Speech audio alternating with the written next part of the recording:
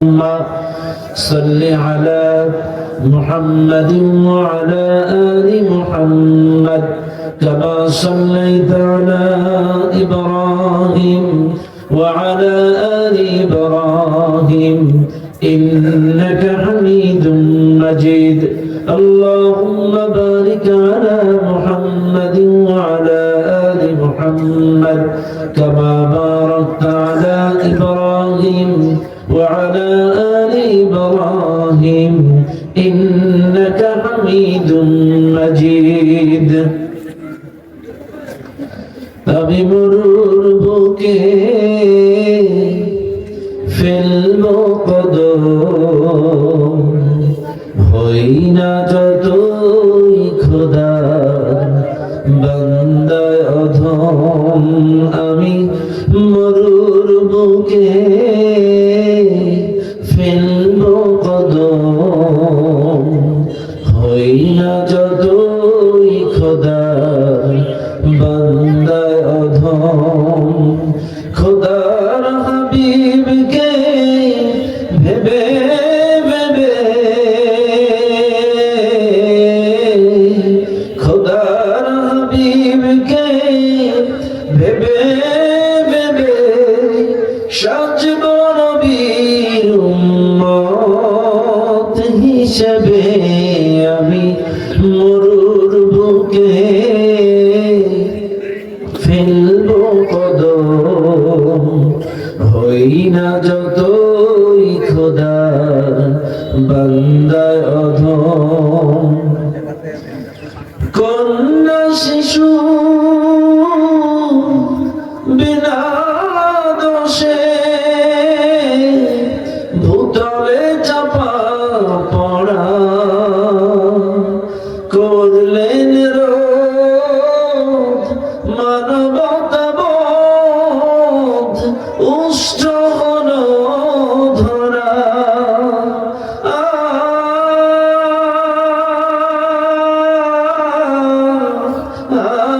আরে মানবতায় ভাবে কে দীক্ষা দিবে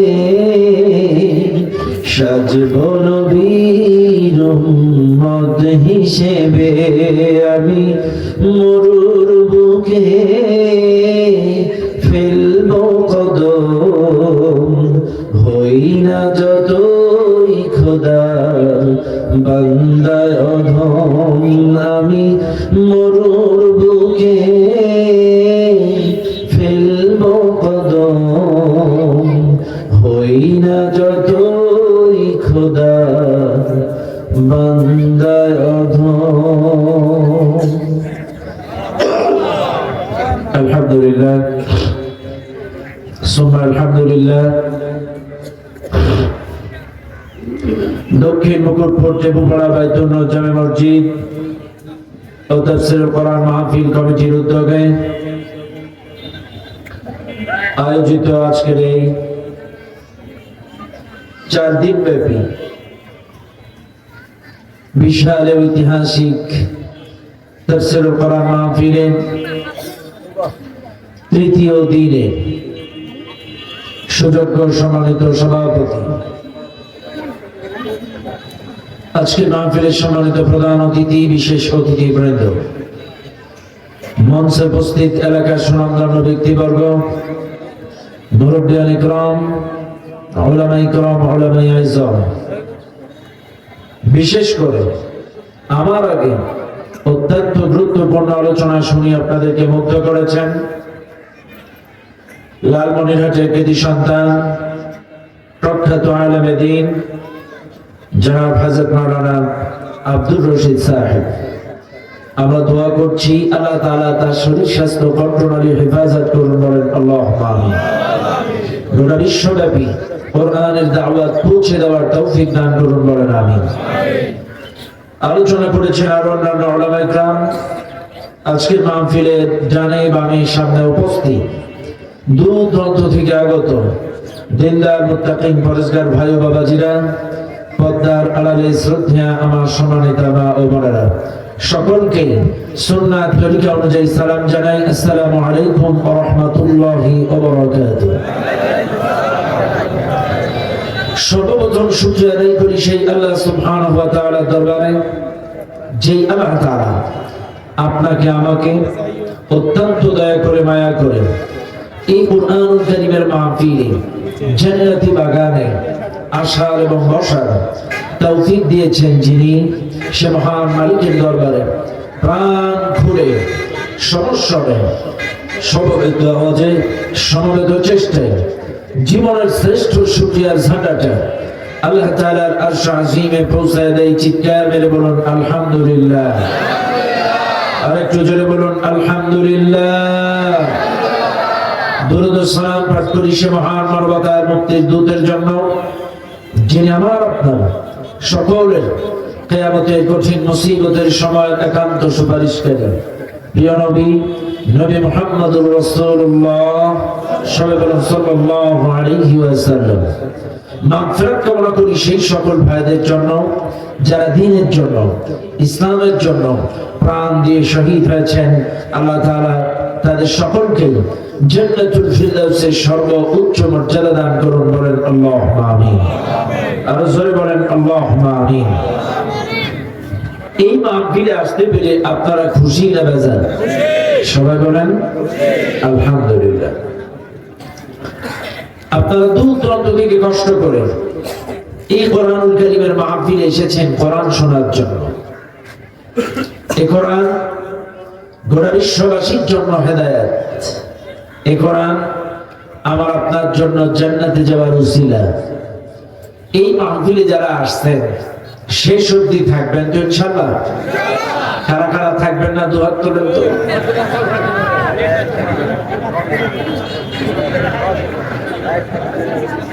থাকবেন না আপনারা? না থাকবেন ইনশাআল্লাহ? আল্লাহ সবাইকে কবুল করুন। চিৎকার মেরে বলেন আল্লাহুম্মা আমিন। সম্মানিত ভাইরা, আমি আপনাদের সামনে একটা আয়াত তেলাওয়াত করেছি। আসলে সত্যি এ দক্ষিণ মুকুটপুর টেকুপাড়া মাহফিল কমিটিকে ধন্যবাদ জানাই, কারণ এনারা প্রতিদিন এক একজন বক্তাকে এক একটা নির্দিষ্ট সাবজেক্ট নির্ণয় করে দিয়েছেন, নির্ধারণ করে দিয়েছেন। আমাদের বিশেষ করে দক্ষিণবঙ্গে খুলনা, বরিশাল, বাগেরহাট, পিরোজপুর, পটুয়াখালী অত্র অঞ্চলে যে কোনো মাহফিল বিষয় ভিত্তিক এবং ধারাবাহিক তাফসীর। অনেক অনেক মাহফিলে আছে একদম সূরা ফাতিহা থেকে শুরু করে ধারাবাহিক তাফসীর চলে সূরা নাস পর্যন্ত শেষ করে, আবার প্রথম থেকে আসে। 5 দিন, 10 দিন, 15 দিন ব্যাপী তাফসীর মাহফিল ধারাবাহিক। প্রতিদিনের প্রতি বক্তাকে এক একটা রুকু বা 5 লাইন, 5টা আয়াত, 10টা আয়াত নির্ধারণ করে দেন। এই তো গত পরশু দিনে আমার যে মাহফিল ছিল, সেখানেও এই মাহফিলে আমাকে একটি সূরা দিয়ে দিয়েছিল, সূরাতুল আল কারিআহ। কারিআহ সূরাটা আমার বিষয় ভিত্তিক আমাকে বলে দিয়েছিল দাওয়াত দেওয়ার সময়। কাজে আমি মনে করি প্রত্যেকটা মাহফিলে যদি বক্তা দাওয়াত দেওয়ার আগে বিষয় ভিত্তিক কিছু দিক নির্দেশনা সূরা যদি বেঁধে দেওয়া যায়, তাহলে ওই মাহফিল কমিটি কিছু ধারণা নিয়ে যেতে পারে, বিষয়বস্তু বিষয় ভিত্তিক কিছু শিক্ষা নিয়ে যেতে পারে। না হলে একতরফা আলোচনা হয়ে যায়, একতরফা কথা হয়ে যায়। এই জন্য আমি মনে করি এই দক্ষিণপাড়া মুকুটপাড়া কমিটি অরিজিনালি তাফসীরুল কোরআন মাহফিল কমিটির যোগ্যতা অর্জন করেছে। বিষয় ভিত্তিক তা নির্ধারণ করে দিয়ে অনেক ভালো করেছে, কারণ এক এক দিন এক এক সূরার আলোচনা হবে, তারা মুখস্থ করে যাবে। আর এগুলো কিন্তু এই কমিটির নোট রাখতে হবে প্রতি বছরেরটা। যত বছর আলোচনা হয়েছে নোট রাখতে হবে, গত বছরে কি কি হয়েছে, আগামী বছরের বক্তা দাওয়াত দেওয়ার সময় এগুলো বলে দিতে হবে যে হুজুর গত বছর কিন্তু এই হয়েছে, এই বছর অন্যান্য। এগুলো একটা তালি খাতা তৈরি করতে হবে। বিগত দিনের সব আলোচনার সাবজেক্ট গুলো নির্ণয় করে এখানে নোট করে রাখতে হবে। পরবর্তীতে নতুন নতুন নোট বা নতুন নতুন আয়াত আবার তাদেরকে নির্ধারণ করে দিতে হবে। আলহামদুলিল্লাহ। এটিকে আপনারা খুশি না বাজার? আমার মামুনুর রশিদ ভাই সূরাতুল লাহাব নিয়ে আলোচনা করেছেন, আমি আমার সূরাতুল বাকারা নিয়ে আলোচনা করব। আসেন, ভূমিকার কথা নয়, আমরা ডাইরেক্ট আলোচনায় চলে যাই। আমার সঙ্গে স্বতঃস্ফূর্তভাবে সবাই তেলাওয়াত করেন। আউযু বিল্লাহি মিনাশ শাইতানির রাজিম। পড়েন না একবার, বুঝছেন? জোর কই সবাই। আউযু বিল্লাহি মিনাশ শাইতানির রাজিম। বিসমিল্লাহির রাহমানির রাহিম। ওয়াকাতিলু ফি সাবিলিল্লাহিল্লাযীনা ইউকাতিলুনাকুম ওয়া লা তা'তাদু ইন্নাল্লাহা লা ইউহিব্বুল মু'তাদিন। সাদাকাল্লাহুল আযীম। সূরাটির নাম সূরাতুল বাকারা। এই সূরাটা নাযিল হয়েছে মদিনায়। সূরাটির মোট আয়াত সংখ্যা 286, রুকু সংখ্যা 40। এই সূরাটার দ্বিতীয় নাম্বার সূরা।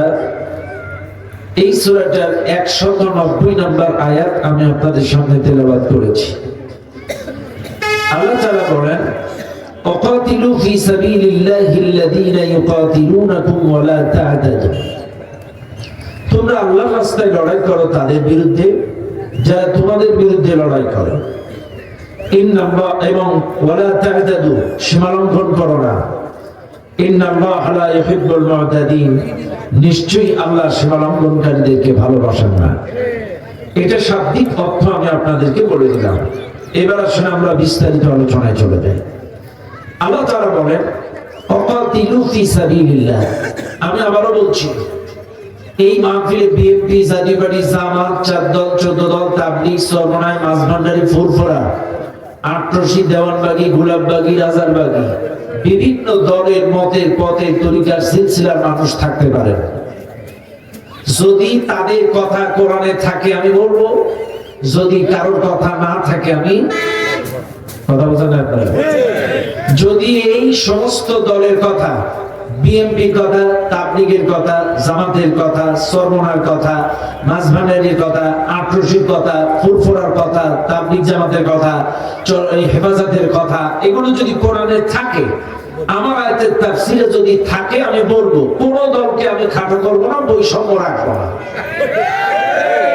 আর যদি না থাকে আমি কি বানায় বানায় বলবো? যদি কারোর কথা থাকে আর কারোর না থাকে, এদিকে আর কিছু করার আছে? কোরআনটা কার? আরো জোরে কোন? আমরা কার? কথা শুনবো কার? বলবো কার? কাজে আপনার গুণাবলী, আপনার চরিত্র, আপনার দলের, আপনার নেতা, আপনার নেত্রীর কোন বৈশিষ্ট্য চরিত্র যদি কোরআনে না থাকে, তা আমি কেমনে ঢুকাবো? আর আমার নেতার চরিত্র, আমার নেতার বৈশিষ্ট্য, আমার দলের কথা যদি কোরআনে থাকে, আমি বলবো। কোরআন আছে যেখানে, কোরআন নাই যেখানে, কথা শেষ। কথা ঠিক আছে না? আর আপনাকেও বলছি, আপনি এরকম মানুষের সাথে কেন চলেন যার সাথে কোরআন নাই, হাদিস নাই, কোন হাদিসের সাথেও মেলে না, কোরআনের সাথেও মেলে না, কোন জায়গায় একটু টাচ টুচও লাগে না, তার সাথে আপনি চলবেন কেন? আপনি কেন তাদের সাথে চলবেন যাদের সাথে কোরআনে টাচ টুচ নাই, হাদিসে টাচ টুচ নাই? এমন মানুষের সাথে কেন আমি চলবো? আশা আল্লাহ পাক বলছেন, ওয়াকাতিলু ফি সাবিলিল্লাহ। তোমরা আল্লাহর রাস্তায় লড়াই করো। কার রাস্তায়? আল্লাহর রাস্তায়। সবাই বলেন আল্লাহর রাস্তায়। আচ্ছা, আল্লাহর রাস্তা কোনটা চিনেন আপনারা? চিনেন না? দেখেন, আমার কথা রাগ করবেন না, বুঝবেন কিন্তু আবারও বলছি। তাবলীগ জামাত বলে আমারটাই আল্লাহর রাস্তা।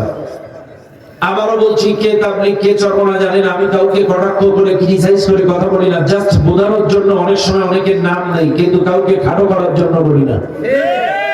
তাবলীগ জামাত বলে আমরাই আল্লাহর রাস্তা, মাঝভান্ডারি বলে আমরাই আল্লাহর রাস্তা, দেওয়ানবাগী বলে আমরাই আল্লাহর রাস্তা, ফুরফুরা বলে আমরাই আল্লাহর রাস্তা, এরপরে হেফাজত ইসলাম বলে আমরা আল্লাহর রাস্তা, এরপরে গোলাপবাগ বলে আমরা আল্লাহর রাস্তা, রাজারবাগ বলে আমরা আল্লাহর রাস্তা, হিজবুত তাওহীদ বলে আমরা আল্লাহর রাস্তা। কেউ কিন্তু বলছে না যে আমারটা আল্লাহর দল না, সবাই কিন্তু একই কথা বলে আমারটাই নবীওয়ালা দল, হকের দল, আল্লাহর দল। কথা বলো। হিজবুত তাওহীদ যে সেও বলছে আমারটা হকের দল, মাঝভান্ডারী যে সেও বলে আমারটা হকের দল। আচ্ছা আপনারা বলেন, মাঝভান্ডারী মঈনুল ইসলামকে দেখছেন আপনারা?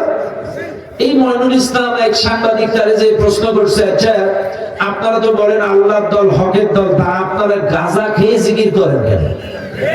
তখন মঈনুল ইসলাম যুক্তি দিচ্ছে যে ফাবিআইজি আলাই রাব্বিকুমা তুকাজ্জিবান, আল্লাহ বলেছে কোন কোন নিয়ামতকে অস্বীকার করবা, কাজে এটা আল্লাহর সৃষ্টি 2.5 খাওয়া যায়।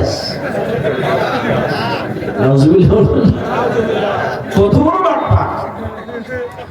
নাউজুবিল্লাহ বলে, এত বড় খারাপের খারাপ। এ বলে 2.5 খাওয়া জায়েজ।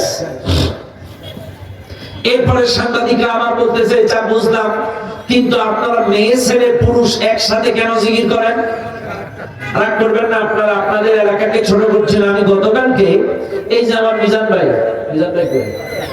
আছে না, আমার মিজান ভাই যে সুন্দর সাবলীল ভাষায় ছন্দে ছন্দে দুরি আনন্দে উপস্থাপনা করে তার ভাষার মাধুর্যতা দিয়ে, মাশাআল্লাহ। এই মিজান ভাই গতকাল কিন্তু ঢাকায় ছিল। ঢাকা থেকে আমার সঙ্গে কথা হচ্ছে যে আপনি কখন আসবেন। আমি বললাম আমার তো নাটোরে প্রোগ্রাম, আমি প্রোগ্রাম শেষ করেই রওনা দিব। আমি বললাম আপনি কিভাবে? বলছে আমি মহাখালী থেকে গাড়িতে উঠে রংপুরে যে আমার ছেলের ওখানে থাকবো, আপনি আমাকে রংপুর থেকে নিয়ে যাবেন। কিন্তু তো আমি রংপুরে ঢোকার ঠিক 22 কিলোমিটার আগের থেকে ওনাকে ফোন করেছি যে ভাই আমি কিন্তু আর 22 কিলো অর্থাৎ আধা ঘন্টার মধ্যে রংপুরে ঢুকবো, আপনি কোথায় আছেন, প্রিপারেশন নেন, রেডি হন। তখন আনুমানিক 4টা কি 4:10-15 হবে রাত। এখন আমি ঢোকার সময় আমাকে ম্যাপ দেখ, উনি আমাকে বললো বাংলাদেশ ব্যাংকের মোড়ে আসেন। তো আমি ওই মডার্ন মোড় কিছুটা পার হয়ে ম্যাপে সার্চ দিলাম বাংলাদেশ ব্যাংক মোড়। সার্চ দিলে আমাকে ভেতর দিয়ে নিয়ে যাচ্ছে। দেখি এই জায়গায় একটা মাহফিল হচ্ছে, মাঝখানে একটা মাহফিল হচ্ছে। এই মাহফিলটা তখন বাজে কিন্তু প্রায় 4:30। তখন কিন্তু এই মাহফিলটা চলতেছে, রানিং ওয়াজ হচ্ছে। মানে সম্ভবত কোন বাজার, কোন পীরের দরবার টরবার আছে। একদম ওপেনলি নারী পুরুষ একসাথে চা খাচ্ছে, বসে বসে পাশাপাশি সব চা খাচ্ছে, বাদাম খাচ্ছে। ওই রাত 3:30টার সময়, এই রংপুরের কথা বলছি, কিন্তু শহরের মধ্যে এই রাতে আমি আসার সময় একদম নারী পুরুষ পাশাপাশি চা খাচ্ছে, চায়ের দোকানে বসতে, একসাথে মিশতেছে, বসতেছে নারী পুরুষের। এই যে আজকের মাহফিলে যেমন একটা পর্দা ডিভাইডেড করা আছে, ও পাশে নারী এ পাশে পুরুষ, কিন্তু ওখানে কোনো ডিভাইডেড নেই, এ পাশে নারী ও পাশে পুরুষ, সব একসাথে ওয়াজ শুনছে। আমি রাতে দেখে এসেছি, প্র্যাকটিক্যাল চোখে দেখে এসেছি এই রংপুরের মধ্যে, শহরের মধ্যে। এরাও বলে আমরা হক, অথচ পর্দা কি? আরো জোরে বলেন। এটা শুধু নারীর জন্য ফরজ না পুরুষের জন্য ফরজ? পর্দা পুরুষের যেমন ফরজ, নারীর জন্য ফরজ। কথা ঠিক না বেটা? অথচ এরা এই মাইনুল ইসলাম বলতেছে তোমরা নারী পুরুষ জিকির করো কেন? বলছে এটা হচ্ছে শুকরিয়ার ব্যাপার, আল্লাহ সৃষ্টি কত সুন্দর দেখি আর শুকরিয়া আদায় জিকির করি। কত বড় শয়তান! আচ্ছা কত ওটা কি জিকির করে ওরা? আস্তাগফিরুল্লাহ। এরাও বলে আমরা হকের দল। আচ্ছা আমার কথা রাগ করবেন না, তাবলীগ জামাত আজকে আমরা দেখেছি জন্মের থেকে শুরু করে আমাদের অনেকেই আপনজন প্রিয়জন 3 দিন এক চিল্লা 2 চিল্লা বছর চিল্লা লাগাইছে। এতটা দিন আমরা শুনছি তারা আল্লাহর দল, হকের দল, নবীওয়ালা দল।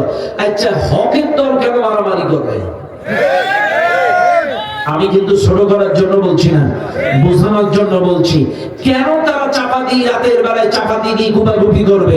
সোশ্যাল মিডিয়া এসেছে মাত্র 4 জন মারা গেছে, কিন্তু ওখানে শতাধিক মানুষ মারা গেছে, হাজার মানুষ তারা আহত অবস্থায় বিভিন্ন হসপিটালে চিকিৎসাধীন অবস্থা আছে। আল্লাহ কোরআন বলছে ওয়ালা তাকতুলুন নাফসাল্লাতী হারামাল্লাহু ইল্লা বিল হক।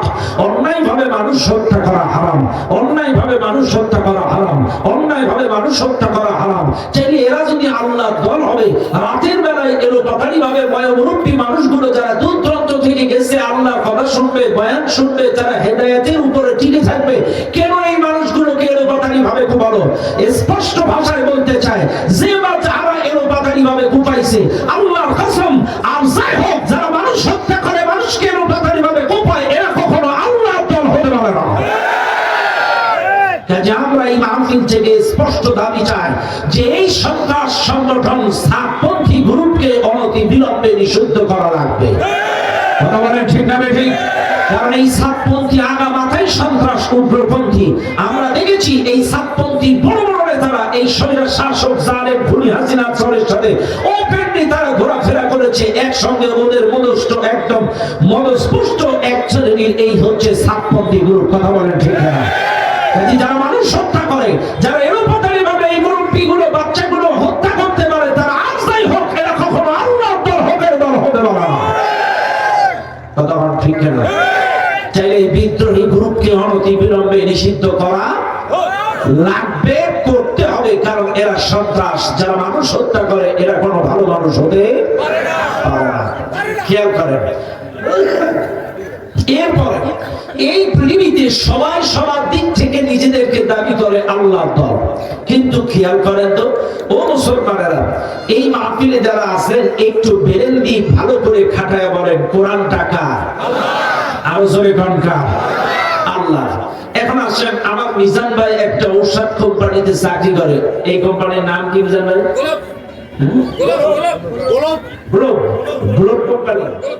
আমার মিজান ভাই একটা গ্লোব কোম্পানিতে চাকরি করে। এই কোম্পানির রুলস রেজুলেশন অনুযায়ী সে চলে নাকি তার ব্যক্তিগত চলে? ব্যক্তিগত চলে, চলে না। ওই কোম্পানির রুলস রেজুলেশন অনুযায়ী চলে। এখন আসেন, বিএনপি যারা করে তারা বিএনপি রুলস রেজুলেশন নীতিমালা অনুযায়ী চলে। জাতীয় পার্টি যারা করে জাতীয় পার্টির রুলস রেজুলেশন নীতিমালা অনুযায়ী চলে। আওয়ামী লীগ যারা করতো আওয়ামী লীগের রুলস রেজুলেশন নীতিমালা অনুযায়ী চলতো। ও ভাই, যারা প্রকৃত অর্থে ইমানদার তারা আল্লাহর কোরআনের রুলস রেজুলেশন অনুযায়ী চলবে। কথা বলেন, আরো জোরে বলেন। মানব জীবনের এমন কোন সমস্যার সমাধান নাই যেটা আল্লাহ এই কোরআনে দেন নাই। আপনি ব্যবসা করবেন কিভাবে? কোরআনে আছে। চাকরি করবেন কিভাবে? কোরআনে আছে।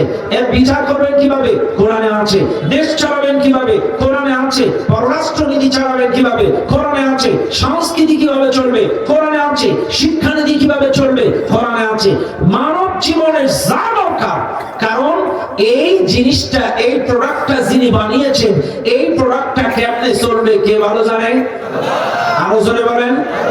সাপোজ একটা কথা আপনাদেরকে বলে দেই, মনে করেন আপনার মোটরসাইকেল আছে, হুজুর মোটরসাইকেল আছে কার? আপনার কি মোটরসাইকেল? হিরো। হিরো। আচ্ছা, ওনার মোটরসাইকেলের নাম হিরো, বুঝেন কিন্তু আপনারা। এখন ওনারা কি গাড়ি? হিরো কোম্পানি বলে দিছে তেলের ট্যাঙ্কিতে তেল, মোবিলের ট্যাঙ্কিতে মোবিল। দীর্ঘদিন চালাবেন নিয়ম মাফিক 1000 কিলো চালানোর পরে মোবিল চেঞ্জ করবেন, ইঞ্জিন ভালো থাকবে। এখন উনি চিন্তা করছে আমি নীলফামারীর মানুষ, ওই হিরো কোম্পানির স্টাইলে না আমার স্টাইলে চালাবো, একটু বেশি ভালো চালানোর জন্য মোবিলের ট্যাঙ্কি তেল, তেলের ট্যাঙ্কিতে মোবিল। চলবে না। কেন চলবে না? ইঞ্জিনটা বানাইছে কারা? Hero company. কে বানাইছে? চাইলে হিরো কোম্পানি ভালো জানে এই গাড়িটা কেমনে চলবে। উনি যদি ওনার স্টাইলে চালায় এই ইঞ্জিন যেমন চলে না। ও দুনিয়ার মানুষ, আমাকে আপনাকে, এই জমিনকে আসমানকে আল্লাহ সৃষ্টি করেছে।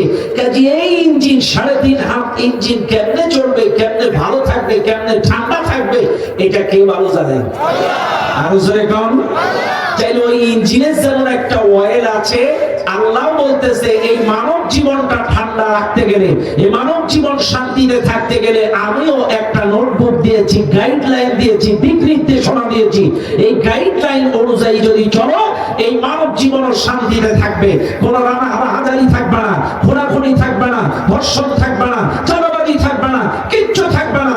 আর এই কোরআনের নীতিমালা, রুলস রেজুলেশন সমাজে কায়েমের চেষ্টা করার নাম হলো ওয়াকাতিলু ফি সাবিলিল্লাহ। আল্লাহর রাস্তায় লড়াই করো। কেন লড়াই করো? আল্লাহর হুকুমত, আল্লাহর আইন, আল্লাহর কোরআনী বিধান এই সমাজে, রাষ্ট্রে কায়েমের চেষ্টা করার নাম হচ্ছে আল্লাহর রাস্তায় লড়াই করা। এখন আপনারা লড়াই করবেন কেন? আচ্ছা, এই মাহফিলে কাফের আছেন কারা? হাত তোলেন দিন। কেউ নেই, কেউ নেই, কোন কাফের নেই। আচ্ছা, এই মাহফিলে ইমানদার কারা আছেন? হাত তোলেন। সবাই তোলেন। সবাই ইমানদার? হাত নামান। এইবার আসেন, কাফের আর ইমানের মধ্যে পার্থক্য কি এটা আগে বোঝাই। ইমান মানে বিশ্বাস। ইমান মানে কি? ইমান মানে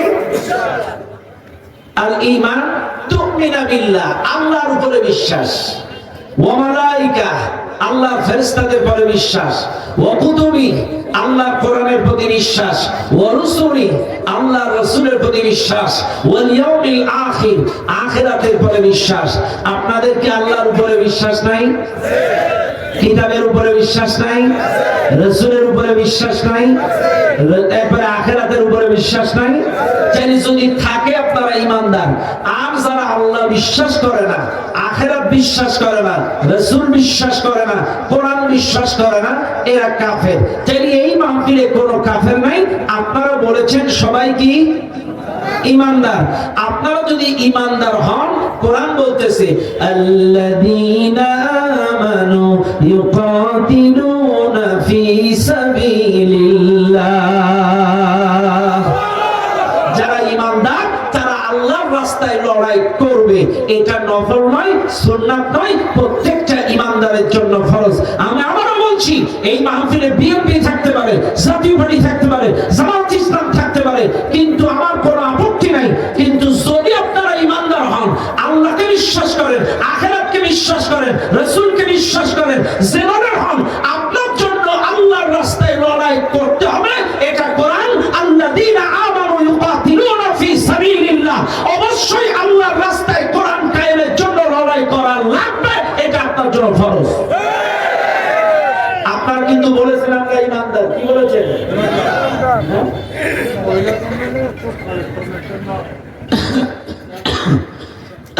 মহিলা প্যান্ডেলে ব্যাগ যাচ্ছে কালেকশনের জন্য, আপনারা দেবো, আমি সময় মতো বলবো আপনাদের। হ্যাঁ, মহিলা প্যান্ডেলে ব্যাগ যাচ্ছে, আপনারা একটু ব্যাগের মধ্যে দিয়ে দেবেন, কালেকশন দিয়ে দেবেন। এখানে আমি বলবো, আপনারা এখন চালান। চাইলে খেয়াল করেন, আপনারা ভালো করে বুঝবেন মুসলমানেরা। চাইলে ইমানদারেরা কার রাস্তায় লড়াই করবে? এটা কথাটা কার? আমি আবারও বলছি, বিএনপির লোক যদি এই মাহফিলে থাকেন, আপনারা যদি আল্লাহকে বিশ্বাস করেন, আখিরাতকে বিশ্বাস করেন, রাসূলকে বিশ্বাস করেন, কোরআনকে বিশ্বাস করেন, আপনাকে আল্লাহর জমিনে কোরআনের জন্য লড়াই করা লাগবে। আল্লাযীনা আমানু ইউকাতিলুনা ফি সাবিলিল্লাহ, যারা ঈমানদার তারা আল্লাহর রাস্তায় লড়াই করবে। আর যদি আপনি লড়াই না করেন, সে কথাও কোরআনে আছে, ওয়াল্লাযীনা কাফারু ইউকাতিলুনা ফি সাবিলিত তাগুত ফাকাতিলু আউলিয়া আশ-শাইতান। আল্লাহর কোরআন বলেন, যারা অস্বীকার করেছে, যারা কুফরি করেছে, নাফরমানি করেছে, তারা আল্লাহর রাস্তায় লড়াই করবে না। ওরা কাফেরের রাস্তায়, শয়তানের রাস্তায়, তাগুতের রাস্তায় লড়াই করবে। এবার আসেন, আল্লাহর রাস্তাটা হলো কোরআন, হুদাল লিন-নাস ওয়া বাইয়িনাতিন মিনাল হুদা ওয়াল ফুরকান। এই কিতাবটা সত্য মিথ্যা পার্থক্য নির্ণয়কারী কিতাব। এই কিতাবটা তোমাদের জন্য হেদায়েত। আল্লাহর কোরআন, আলা লাহুল খালকু ওয়াল আমর ইনিল হুকমু ইল্লা লিল্লাহ। জমিন যার আইন চলবে তার। তাই ঈমানদারেরা আল্লাহর আইন প্রতিষ্ঠার জন্য লড়াই করবে।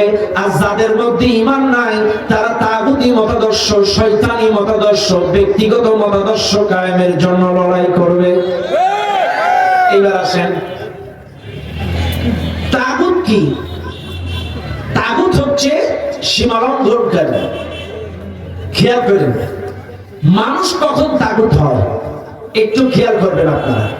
মানুষ কখন তাগুত হয়? মানুষের পরিচয় হলো মানুষ গোলাম, আল্লাহর পরিচয় আল্লাহ মালিক। আবার বলছি, মানুষের পরিচয় মানুষ কি? গোলাম। আল্লাহর পরিচয় আল্লাহ মালিক। এখন এই মানুষ যখন গোলামের পরিচয় ভুলে গিয়ে মালিকের জায়গা নিয়ে টানাটানি করে, তখন কিন্তু ওই লোকটা আর মানুষ থাকে না, তাগুতে পরিণত হয়ে যায়। চাই কখন তাগুত হয়? যদি কেউ বলে করে আমার ইউনিয়নে আমি সকল ক্ষমতার উৎস, আমার দলই ক্ষমতায়, অলরেডি মনে করছে বসে গেছি, আমি ক্ষমতায়, আমার ইউনিয়নে, আমার থানায়, আমার জেলায় আমি সকল ক্ষমতার উৎস, এমন ভাবে চলাফেরা সবই উনার। মনে রাখবেন, মানুষ যখন আল্লাহর গোলামীর পরিচয় ভুলে গিয়ে ক্ষমতার বড়াই করে, ক্ষমতা দখল করে, আধিপত্য বিস্তারের চেষ্টা করে, তখন আরো মানুষ থাকে না, তাগুতে পরিণত হয়ে যায়। এটা দলিল। ওয়াকালা ফিরআউনু যারুনি ওয়াকালা ফিরআউনু ইয়া আইয়ুহাল মালাউ মা আলিমতু লাকুম মিন ইলাহিন গায়রি। ফিরআউন বলেছিল, আমি ছাড়াও তোমাদের ইলাহ আছে এটা আমার জানা নেই, আমি ছাড়াও তোমাদের ইলাহ আছে, মালিক আছে, প্রভু আছে এটা আমার জানা নেই। আমি তো এই মিশরের প্রভু, আমি তো মিশরের ইলাহ, আমি তো মিশরের সমস্ত ক্ষমতার মালিক, এটা ফিরআউন দাবি করেছিল। এই জন্য ফিরআউন ছিল মিশরের তাগুত। কাজে কেউ যদি এই বড়াগাড়ি বাজারের ক্ষমতার দাবি করে, ওই বড়াগাড়ি বাজারের তাগুত। কেউ যদি ডোমারের ক্ষমতার দাবি করে, ওই ডোমারের তাগুত। কেউ যদি নীলফামারীর ক্ষমতার দাবি করে, এই নীলফামারীর তাগুত। কেউ যদি বাংলাদেশের সকল ক্ষমতার দাবি করে, সে এই বাংলাদেশের তাগুত। কেউ যদি ক্ষমতার বড়াই করে, সে মানুষ থাকে না, সে তাগুতে পরিণত হয়ে যায়। কারণ আল্লাহ বলছেন, কুলিল্লাহুম্মা মালিকাল মুলক, সকল ক্ষমতার মালিক আল্লাহ, মানুষ ক্ষমতার মালিক নয়। ওয়ালিল্লাহি মুলকুস সামাওয়াতি ওয়াল আরদ তাবারাকাল্লাযী বিয়াদিহিল মুলক। বারবার বলছেন সমস্ত ক্ষমতার মালিক আমি আল্লাহ। কাজে মানুষের পরিচয় মানুষ গোলাম। কাজে যখন কোন গোলাম ক্ষমতার বড়াই করে, আধিপত্য বিস্তার করে, তখন ওর পরিচয় ভুলে যায়, তখন ও মানুষ থাকে না, তাগুত হয়ে যায়। আর ওই ক্ষমতাশীল মানুষের আধিপত্য বিস্তারের জন্য যারা লড়াই করবে, ওরাও তাগুত, ওরাও তাগুতের দোসর, ওরাও এই তাগুতের মতাদর্শ কায়েমের চেষ্টা করলে ওরাই হচ্ছে তাগুত। এখন ওর সাথে চলবেন, নামাজও পড়বেন, কোনো কাম হবে না। দলিল নেন, দলিল নেন। ইয়া আইয়ুহাল্লাযীনা আমানু ইযা কুনতুম ইলাস সালাহ ফাগসিলু উজুহাকুম ওয়া আইদিয়াকুম। আল্লাহ বলছেন নামাজের আগে ওযু করা বাধ্যতামূলক। ওযু ছাড়া নামাজ হয় না। আগে ওযু, পরে নামাজ। এবার আসেন ঈমানের ব্যাপারে। আল্লাহ বলছেন ফামান ইয়াকফুর বিত্তাগুত ওয়া ইউমিন বিল্লাহ। আগে তাগুতকে অস্বীকার করো, এরপরে আল্লাহর প্রতি ঈমান আনো। আপনি আগে নামাজ পড়বেন, পরে ওযু করবেন, এই নামাজ যেমন কাজে লাগবে না। আপনি মিছিল মিটিং করবেন মানুষের মতাদর্শ কায়েমের, আর মসজিদে এসে ইলিলিলিলি কাম হবে না। কথা কি ক্লিয়ার? বুঝেন আপনারা? তাহলে আগে ওযু, পরে নামাজ। আগে তাগুত বাদ দাও, পরে ঈমান। আপনি ইলিলিলি করবেন, আর ওদিকে যে তাগুতের মতাদর্শ, মানব রচিত আইন, মানব রচিত সংবিধান, ওই জাতীয়তাবাদ, ওই মানুষের মতাদর্শ, মানুষের রচিত সংবিধান কায়েমের চেষ্টা করবেন, আর মসজিদে এসে ইলিলি, তাহলে তাগুতের সাথে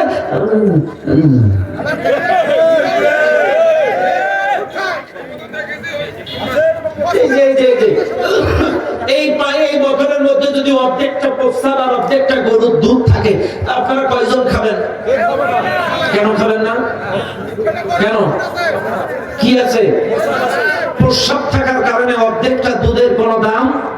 আপনারা কেউ খাবেন, গ্রহণ করবেন? তো কথা তো শেষ। আপনি নামাজ অর্ধেক, রোজা অর্ধেক, আর অর্ধেক হলো মানব রচিত মতাদর্শ। আর ভাই তো আর ভাই অর্ধেকটা প্রস্রাব।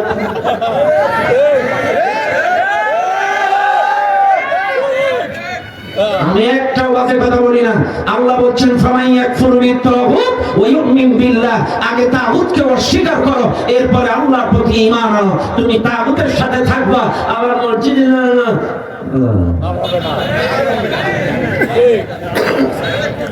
কথা কি বুঝেন আপনারা? বাস, তাহলে মনে রাখবেন, ঈমানদার কার জন্য লড়াই করবে? কার জন্য লড়াই করবে? কার রাস্তায় লড়াই করবে? লড়াই করবেন কেন? কেন করবেন? খেয়াল করেন। একটা ছোট্ট উদাহরণ দিই ভাই। আমি মাঝে মাঝে উদাহরণগুলো দেই মানুষকে সহজে বোঝার জন্য। মনে করেন আপনার করোনা ভাইরাস হয়েছে, সাপোজ। করোনা ভাইরাস কিন্তু একটা নাটক ছিল, জানেন আপনারা? এটা কিন্তু সম্পূর্ণ একটা নাটক। আসলে কিন্তু করোনা যদি এখনো এই মানুষগুলোর টেস্ট করেন, আমি বিশ্বাস করি এখানে 2-3 ভাগের 2 ভাগ লোকই পজিটিভ আসবে। আমি বিশ্বাস করি এখন ভাগ লোকের পজিটিভ আসবে, কারণ ওই কিট গুলো ওরা বানাইছে ওই কায়দায়। কথা না, কিছু নেগেটিভ কিছু পজিটিভ ওরা বানাইছে ওই কায়দায়। কথা না, এই কথা কান। এই এখন কি আপনাদের শ্বাসকষ্ট হয় না? অ্যাজমা নেই, হাঁপানি নেই, তাহলে কি করোনা? তাহলে ওই সময় করোনা ছিল কি করে? এগুলো পরিকল্পিতভাবে জালেমদের ষড়যন্ত্র। আজকে ম্যাক্সিমাম মানুষ যারা টিকা দিয়েছে সব এলার্জি হাঁপানিতে ভুগতেছে। এমন কোন লোক নেই যে তার চুলকানি এলার্জি নাই। এটা ষড়যন্ত্র, পরিকল্পিতভাবে আমার আপনার শরীরে এই পুশগুলো করে এলার্জি হাঁপানি বাঁধাইছে। আর যুবক মার্কা যারা বিয়ে করেনি এরা যারা 4টা টিকা নিয়েছে, আজকে অনেক যুবক আছে 4 বছর 5 বছর 10 বছর বিয়ে করছে, বাচ্চা হওয়ার ক্ষমতা নাই। এটা পরিকল্পিতভাবে ষড়যন্ত্র, মনে রাখবেন। আমার কথায় রাগ করেন না, আমি জাস্ট বোঝানোর জন্য কথাটা বলছি, তাই কথাটা উঠে গেল। খেয়াল করেন, ওই সময় যাদের করোনা হয়েছে অক্সিজেন নেমে গেছে, হাঁপানি শ্বাসকষ্ট বেড়ে গেছে, নিকটবর্তী হসপিটালে নিয়ে গেছে। 1 ঘন্টা অক্সিজেন দিলে তাকে 200 টাকা বিল দেওয়া লেগেছে। 2 ঘন্টা অক্সিজেন দিলে 400 টাকা বিল দেওয়া লেগেছে। 1 দিন অক্সিজেন দিলে 4800 টাকা বিল দেওয়া লেগেছে। 1 মাস অক্সিজেন দিলে 1,44,000 টাকা বিল দেওয়া লেগেছে। যদি কাউকে 1 বছর অক্সিজেন দেওয়া লেগেছে 17,28,000 টাকার মতো বিল দেওয়া লেগেছে। এইবার আপনারা এই মাহফিলের জনগণ, আপনারা বুকে হাত দিয়ে বলেন, 1 দিনের অক্সিজেন যদি 4800 হয়, 1 মাসের অক্সিজেন যদি 1,44,000 হয়, 1 বছরের অক্সিজেন যদি 17,28,000 হয়, এবার আপনারা বুকে হাত দেন। 50 বছর 40 বছর এই জমিনের পরে অক্সিজেন খাচ্ছেন, আল্লাহকে কয় টাকা দিয়েছেন?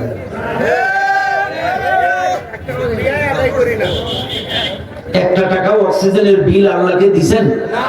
তাই কেন আল্লাহর কথা শুনবেন না? কেন আল্লাহর কোরআনের আইনের পক্ষে থাকবেন না? আল্লাযী খলাকাকুম, তোমাদেরকে সৃষ্টি করেছে আল্লাহ। আল্লাযী জাআলা লাকুমুল আরদা ফিরাশা, এই জমিনটাকে বিছানা বানিয়েছে আল্লাহ।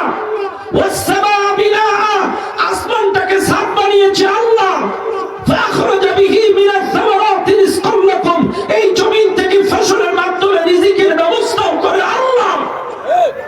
অক্সিজেন দেন আল্লাহ। যদি এত কিছুর পরও আল্লাহু আকবার বাদ দিয়ে তুমি মানব রচিত মতাদর্শের মিছিল মিটিং করো, তুমি আজকে থেকে নাক আর গাল বন্ধ করো। 1 সেকেন্ডের জন্য অক্সিজেন নিবা না, বন্ধ করো। নাক কান গাল বন্ধ করে ফেলেন, কোনো হাওয়া নেবেন না, অক্সিজেন নেবেন না। আন্দাজ করো অক্সিজেন নিবা আল্লাহ। আল্লাযী জাআলা লাকুমুল আরদা ফিরাশা, এই জমিনটাকে বিছানা বানাইছে আমার। যদি আমি বিছানা না বানাতাম, সব যদি সাগর থাকতো, হাবুডুবু খেতে। এই বিছানার উপরে আপনার স্বপ্নের বাড়ি, এই বিছানার উপরে আপনার ব্যবসা প্রতিষ্ঠান, এই বিছানার উপরে আপনার মার্কেট, এই বিছানার উপরে আপনারা বসে আছেন। এই বিছানার উপরে একই মাটি, কখনো আলু, কখনো গম, কখনো ভুট্টা, কখনো ধান, কখনো সরিষা, একই মাটি, সিজনালি ফসল কে দিচ্ছে? এত কিছুর পরও কি তুমি কোরআনের আইন মানবা না? এত কিছুর পরও কি তুমি আল্লাহর আইনের পক্ষে লড়াই করবা না? তোমার মতো নিমু খারাপ আল্লাহর জমিনে আর একটাও হতে পারে না। ঠিক না? ও দুনিয়ার মানুষ, কথাই কথা বেড়ে যায়। আল্লাহ পাক বলেন, ওয়াকাতিলু ফি সাবিলিল্লাহ, আল্লাহর রাস্তায় লড়াই করবে। ঈমানদার শুনে নাও ও দুনিয়ার মানুষ, আল্লাহ পাক বলছেন তোমরা আল্লাহর রাস্তায় লড়াই করো। এই দুনিয়ার মানুষ চাইলে শুনে নেন, আল্লাহর রাস্তা কোনটা? কোরআনের রাস্তাটাই হলো আল্লাহর রাস্তা, হকের রাস্তা। কারণ এই কোরআনের মধ্যে কোনো মিছা কথা আছে? আরো জোরে কোন? এই কোরআনে যদি কোনো মিছা কথা না থাকে, এটাই হক। এটাই কি? এটাই। আর এই কোরআন প্রতিষ্ঠার পথটাই হলো হকের রাস্তা। কিসের রাস্তা? আর হকের রাস্তাটাই আল্লাহর রাস্তা। ও দুনিয়ার মানুষ, এই মাহফিল জনগণ শুনে নেন, অনেকের ধারণা শুধুমাত্র নামাজ পড়লেই মানুষ সমাজ পরিবর্তন হয়ে যাবে। এদেশের মানুষগুলো যখন নামাজি হয়ে যাবে, সমস্ত মানুষ যখন নামাজ পড়বে, নামাজি হয়ে যাবে, সমাজ পরিবর্তন হয়ে যাবে। আল্লাহর কসম, এই ধারণা ভুল, এই চিন্তা ভুল, এই কথাটা ভুল। কারণ মানুষ যদি নামাজি হয়ে যাবে, সমাজ যদি পরিবর্তন হয়ে যায়, তাহলে এত বছর তাবলীগ করার পরেও সাতপন্থীরা কেন পরিবর্তন হলো না? ম্যাডাম তো 5 ওয়াক্ত নামাজ পড়তো, কোরআন দিয়ে দিন শুরু করতো, কেন পরিবর্তন হয়নি? শামীম ওসমান 72 রাকাত করে তাহাজ্জুদ পড়েছে, কেন পরিবর্তন হয়নি? এই কথা বল। শামীম ওসমান কয় রাকাত পড়ছে? 72 রাকাত করে তাহাজ্জুদ পড়েছে। এই শামীম ওসমানও পরিবর্তন হয়নি। এখন আপনারা বলবেন, হুজুর আপনারা মঞ্চে উঠেই খালি এদের গীবত মারেন, এদের বিরুদ্ধে গান কেন? কিন্তু শুনে নেন, এটা আমাদের কথা না, এটা আল্লাহর কোরআন। আল্লাহ বারবার বলছে, ওয়াকালা ফিরআউন কাযাবি আলি ফিরআউন ইলা ফিরআউন। বারবার আল্লাহ বলছে এই কোরআনে ফিরআউনের কথা, কারুনের কথা, নমরুদের কথা, আবু জাহেলের কথা, আবু লাহাবের কথা। আমার আগের বক্তাও সূরা লাহাব তেলাওয়াত করলো। আল্লাহ যদি, আপনারা যদি এতই বুঝদার হবেন, আওয়ামী লীগের কথা বলাই যাবে না, তাহলে আল্লাহ কেন কারুন, নমরুদ, ফিরআউনের কথা বললো? তাহলে এগুলো কেটে দেন না। বারবার যতবার কোরআন পড়বেন, তাফসীর করবেন, কারুন আসবে, ফিরআউন আসবে, নমরুদ আসবে। কারণ এই মানুষগুলো যেন ওদেরকে ভুলে না যায়, ওরা কত জুলুম করেছিল, ওরা মানুষকে কত ক্ষতি করেছিল, ওরা ইসলামের কত ক্ষতি করেছিল, ওরা কোরআন প্রতিষ্ঠার প্রতি কত বাধা দিয়েছিল। এগুলো বারবার মানুষদেরকে শোনাও, কারণ এই মানুষ যেন ওদের পরিণতি ভুলে না যায়। এই জন্য আল্লাহ কোরআনে বারবার ফিরআউন, কারুন, নমরুদ, আবু জেহেল দিয়েছে। কাজী আওয়ামী লীগের বিরুদ্ধে প্রত্যেকটা মাহফিলে বলা লাগবে, না বললে এদের ব্রেন ভালো না, এরা ভুলে যাবে।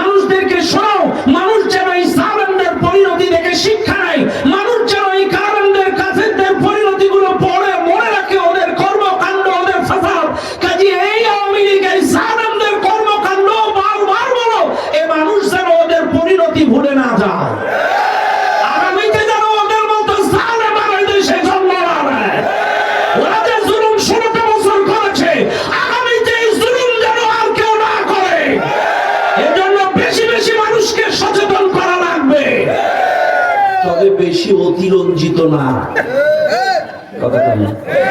ওরাও তো আমাদের ভাই, কথা বলেন না? ওরাও তো আমাদের প্রতিবেশী। ওরা আমাদের তালিকা করে করে মামলা দিয়েছে, ওরা আমাদের তালিকা করে করে চাঁদাবাজি করেছে, ওরা আমাদের তালিকা করে করে হামলা দিয়েছে। আমরাও ওদের তালিকা করব, তবে কোরআনের দাস তুলে দেওয়ার জন্য। কথা বলেন, ঠিক না বেঠিক? প্রথমে দাওয়াত দেব, যদি আসিস তো ভালো, নাইলে সে সাইজে লাইনে আছে। কথা বলেন, ঠিক আছে না? ক্ষমা করে দিয়েছি বলেই তোমরা মাথায় উঠে বসবা, এই সুযোগ তোমাদের দেওয়া হবে না। কথা বলেন, ঠিক না বেঠিক? বার আমার লক্ষ্য করুন, সেই কথা আমি বলছিলাম। চাইলে গীবত হচ্ছে মানুষের বিরুদ্ধে সমালোচনা করা। গীবত কি? কি গীবতটা হচ্ছে কারো দোষ ত্রুটি পিছনে আলোচনা করাটা গীবত। যেটা শুনলে ও রাগ করবে। আর সমালোচনা জায়েজ কোনটা? যেটা থেকে মানুষকে সচেতন করবেন, ওর লেনদেন খারাপ, ওর চরিত্র খারাপ, ওর দুর্নীতি এত করা করেছে, এগুলোর থেকে সচেতন।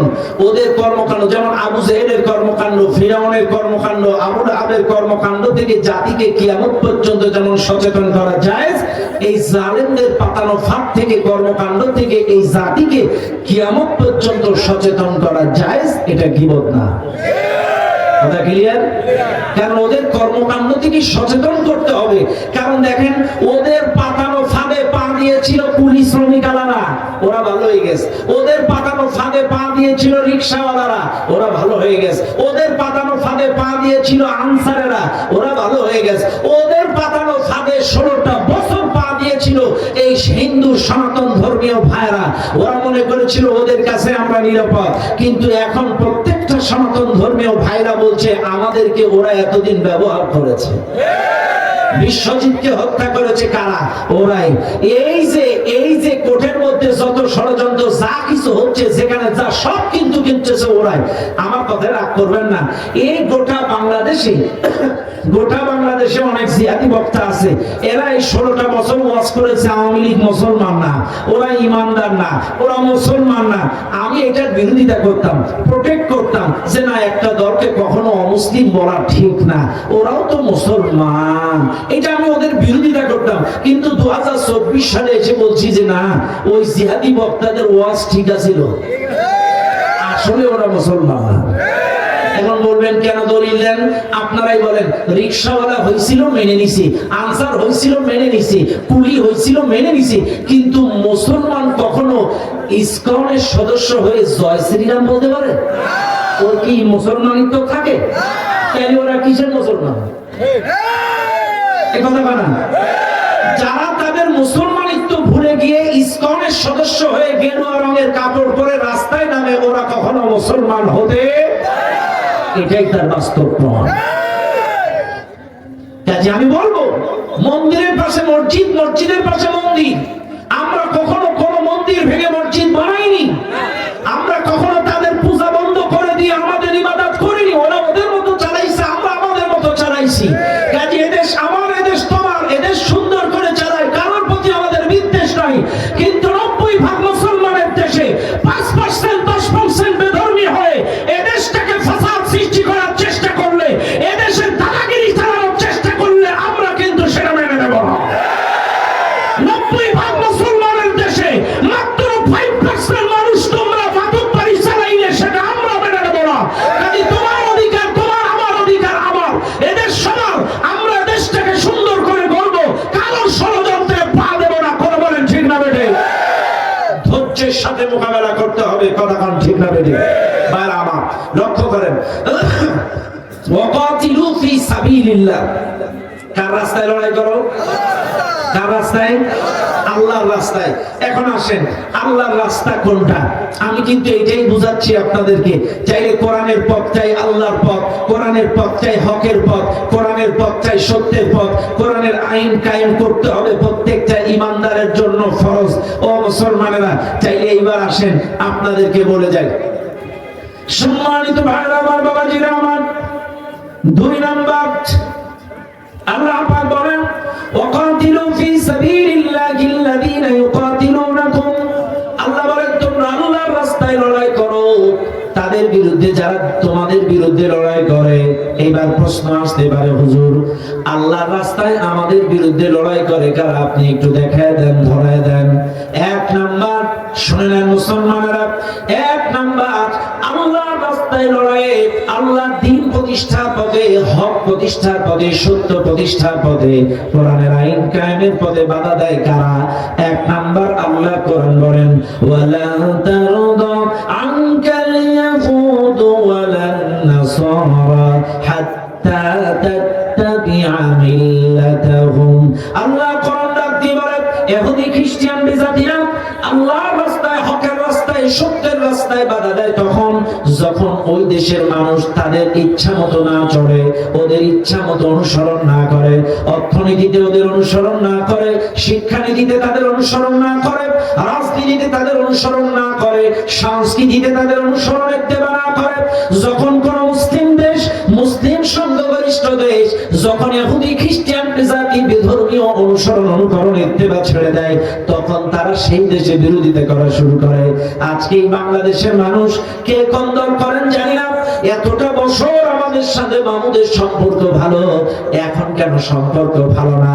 তার একটাই কারণ, এতদিন এই জালেমেরা সম্পর্ক রেখেছিল প্রভু আর কৃতদাসের, কিন্তু এখন আর সেই সম্পর্কটা নাই।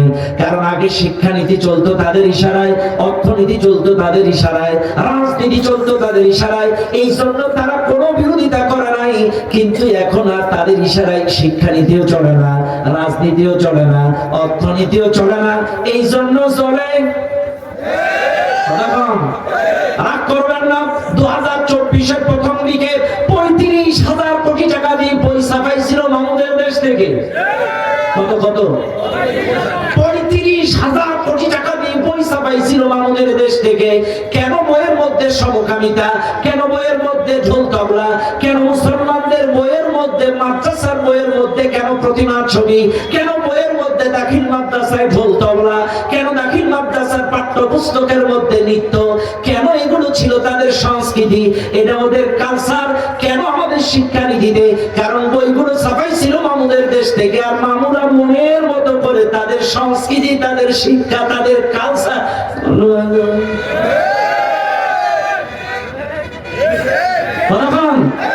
রাগ করবেন না আপনারা। আপনারা তো খালি মনে করেন যে আমার বাচ্চারা স্কুল যাচ্ছে, বাড়ি আসতেছে, ওরকম আমরাও খালি মসজিদে যাবো, নামাজ পড়বো, জিকির করবো, কিন্তু বুকে হাত দিয়ে বলেন এই শিক্ষানীতির বিরুদ্ধে কয়জনা মিছিল করেছিলেন? আপনার আমার বাচ্চাটাকে মাদ্রাসায় পড়াই, আমির হামজা, মামুনুল হক, সাইদি সাহেব বানাবো, কিন্তু আমার বাচ্চা মাদ্রাসায় যে ঢোল তবলা শিখবে, আমার বাচ্চা মাদ্রাসায় যে নৃত্য শিখবে, আমার বাচ্চা স্কুলে যে সমকামী হবে, আমার বাচ্চা সুপরিকল্পিত ভাবে মুশরিক হবে, নাস্তিক হবে, আর আপনি বাড়ি বসে বসে জিকির করবেন ইল্লিল্লিল্লিল্লিল্লিল্লি। শুনেন, অলরেডি শিক্ষানীতি ওদের ইচ্ছা মতো আর চলছে না। বাংলাদেশ থেকে 2025-এর পাঠ্যপুস্তক বানানো শুরু হয়ে গেছে, আলহামদুলিল্লাহ অলরেডি মনে হয়ে গেছে। এবার আর বই মামুদের দেশ থেকে আসছে না, এই জন্য চলে। কারণ আগে শিক্ষানীতিতে মামুদের সংস্কৃতি, শিক্ষানীতি, কালচার এখন আর দিতে পারছে না, চলে। রাগ করবেন না। যে যখন ক্ষমতায় যায় তার নীতিমালা কায়েমের চেষ্টা করে।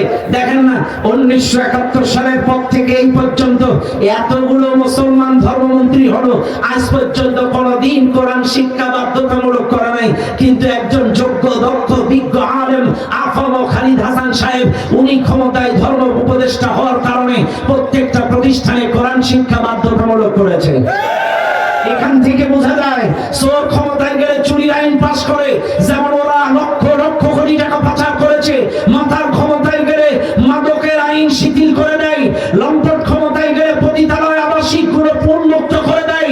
আর কোন আলেম ক্ষমতায় গেলে কোরআনের আইন পাস করে। তার বাস্তব উদাহরণ আফম খালিদ হাসান। তিনি ধর্ম উপদেষ্টা হওয়ার পরে স্কুল, কলেজ, ইউনিভার্সিটিতে কোরআন শিক্ষা বাধ্যতামূলক করেছে। চিৎকার করে বলেন সুবহানাল্লাহ। চোর ক্ষমতায় গেলে চুরির আইন, লম্পট ক্ষমতায় গেলে লম্পটি আইন, আর আল্লাহওয়ালা কোরআনওয়ালারা গেলে কোরআনের আইন। কাজে বলবো কে কোন দলের জানি না, আপনি যদি ভালো হন আসেন, আপনিও ভালো কিছু কায়েম করেন। কথা বলেন ঠিক না বেঠে? আজকে প্রত্যেকটা প্রতিষ্ঠানে কোরআনের আইন, এই কোরআন শিক্ষা বাধ্যতামূলক। এটা আপনারা খুশি হয়েছেন না? খুশি হয়েছেন না? আলহামদুলিল্লাহ। এটা কিন্তু 1971 সালের পর থেকে কোনোদিন ছিল না।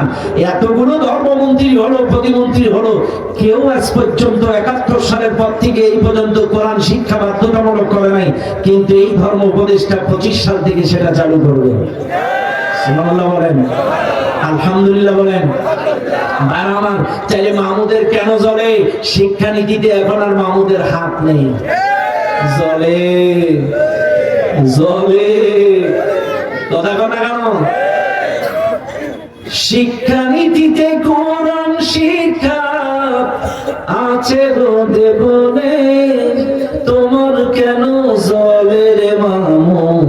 তোমার কেন জ্বলে? তোমার কেন জ্বলে রে মামু? তোমার কেন জ্বলে? শয়তানে কিনারে তোমার আগুন জ্বালে শরীরে, তোমার কেন জ্বলে রে মামু? শিক্ষানীতিতে এখন আর মামুদের হাত নেই। এইবার আসেন রাজনীতিতে যাই। রাজনীতিতেও এখন মামুদের কাঠের পুতুল আর থাকবে না। আগে দিনের ভোট রাতে করেছো মামু, এখন আর সেই চান্স নেই। দিনের ভোট দিনেই হবে। তাইলে মামুদের স্টাইলে এখন আর কেউ বসতে পারবে? জ্বলে এই জন্যই চলে। কেন ওরা আমাদের বিরোধিতা করছে?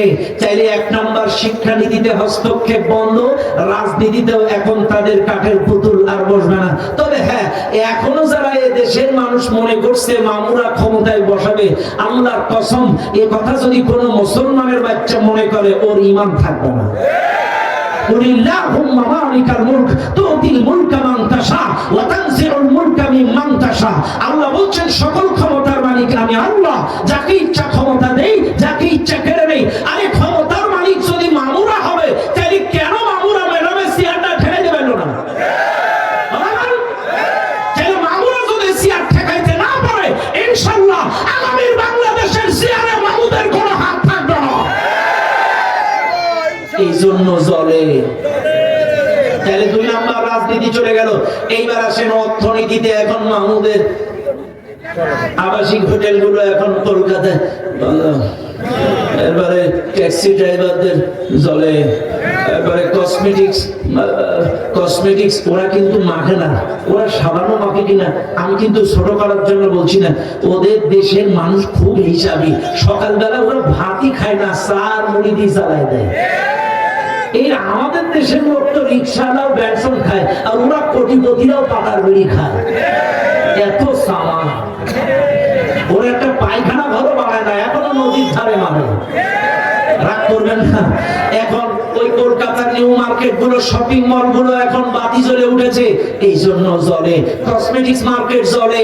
ডাক্তার গুলো অলরেডি 30% 20% ছাড় দেওয়া শুরু করেছে। তাই কি বুঝলাম?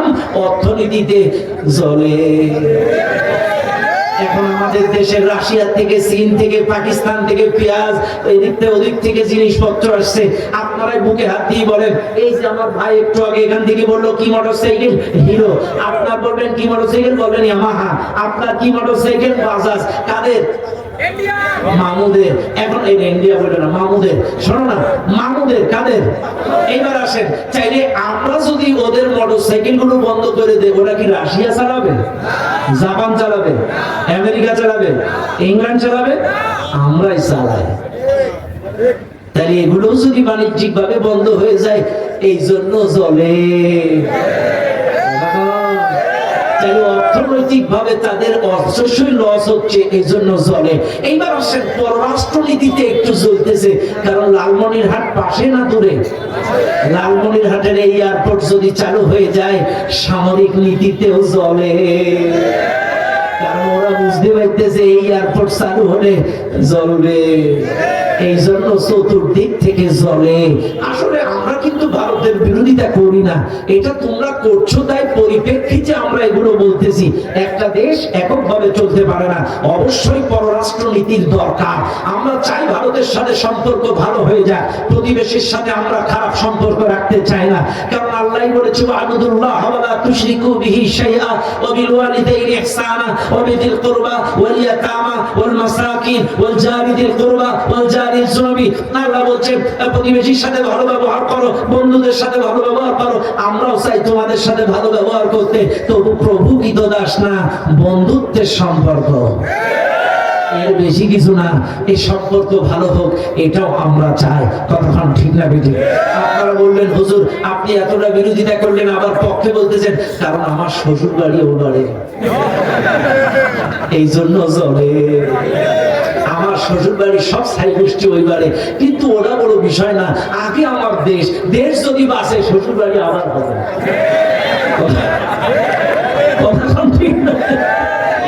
খারাপ লাগতেছে আপনাদের?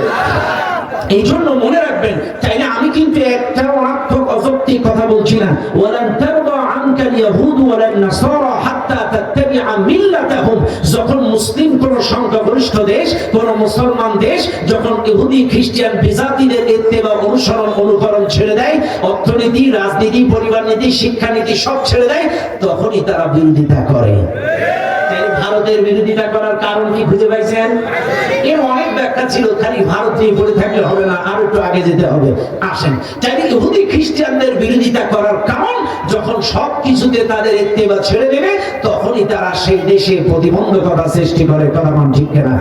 আজকে আমার দেশের কওমিরা, আমার দেশের আলিয়া, আমার দেশের আহলে হাদিস, আমার দেশের হানাফি, এক সময় অনেকে আমি নির্দিষ্ট অনেকেই বলছি এরা যদি দোষ না করবে জেলখানায় গেল কেন? ও ভাই, তোমাদের হুজুররাও তো পরবর্তীতে গেছে, কেউ কিন্তু বাদ যায়নি। এখন আপনারা ইন্ডিয়ার দিকে তাকান, ইন্ডিয়া কিন্তু তাবলীগ, চরমনায়, আহলে হাদিস, হানাফি, জামাত ইসলাম, ইসলামী ঐক্যবরণ, হেফাজত ইসলাম আলাদা করছে না, ওরা কিন্তু একটাই করছে, সব মৌলবাদ, সব মৌলবাদ। তাইলে সব যদি মৌলবাদ হয়, এখানে তাবলীগ, চরমনায়, জামাত কি আলাদা? তাইলে কাফেরদের নজরে সব মৌলবাদ। তাই যদি হয়, কেন আমরা ভিন্ন ভিন্ন খাতে থাকবো? কেন আলিয়া কওমিয়া আজকে গন্ডগোল বলবো? কাফেরদের চোখে আমরা সবাই মৌলবাদ। তাই যদি হয়, আছেন না, কে আলিয়া, কে কওমিয়া, কে খারিজি, কে আহলে হাদিস, কে হানাফি, আসেন আমরা এক হয়ে যাই। আমরা যদি এক হয়ে যাই, আগামীতে ইসলামের পক্ষে, কোরআনের পক্ষে সমর্থন করি, আর এই দেশে যদি কোরআনী বিপ্লব ঘটাইতে পারি, ইনশাআল্লাহ কোন বাতিল আমাদের দিকে চোখ তুলে তাকাইতে পারবে না। কথা বলেন ঠিক না? ব্যাস, চাইলে এক নম্বর ইসলামের পথে বাধা দেয় কারা, ধরাই দিলাম। এবার আসেন দুই, আল্লাহ কোরআন। দুই নম্বর, আল্লাহর পথে, হকের পথে, সত্যের পথে বাধা দেয় কারা? দুই নম্বর মুসলমান মুনাফিক যারা। কারা? আপনাদের দেশে নাই? আসেনি? এদিকে আছে? রাগ করবেন না, আমার কথা বড় বেরেন্দি খাটান। ইরাকের সাদ্দামকে কিন্তু জালেমেরা ধরতে পারত না, তার সফর সঙ্গী মুনাফিকেরা যদি তাদেরকে সহযোগিতা না করত। আপনারা তাকান, নবাব সিরাজউদ্দৌলাকে কিন্তু মারতে পারত না যদি মির্জাফর মুনাফিকি না করত। আজকের মুসলমানদের যুদ্ধের কৌশল কাফেরদের কানে যেত না যদি আব্দুল্লাহ ইবনে উবাই ভেতরের খবর বাইরে পাস না করত।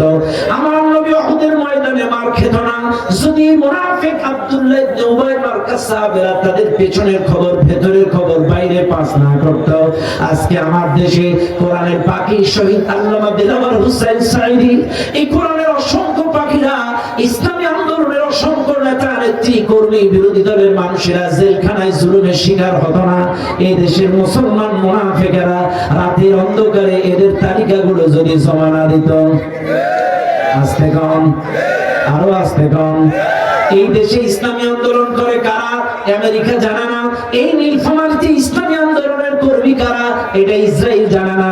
নিঃসন্দেহে আমার দেশের পাশের মুসলমান মুনাফিকেরাই।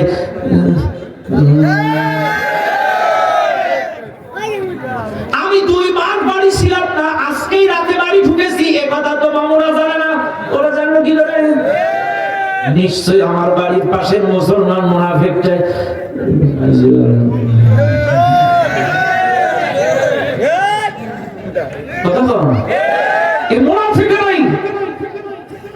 দ্বিমুখী চরিত্র মুসলমান মুনাফিক, এরা নামাজ পড়ে, রোজা করে, আবার ইসলামী আন্দোলনের কর্মীদের নামের তালিকা জমা দেয় যারা ইসলামী আন্দোলন করেছে।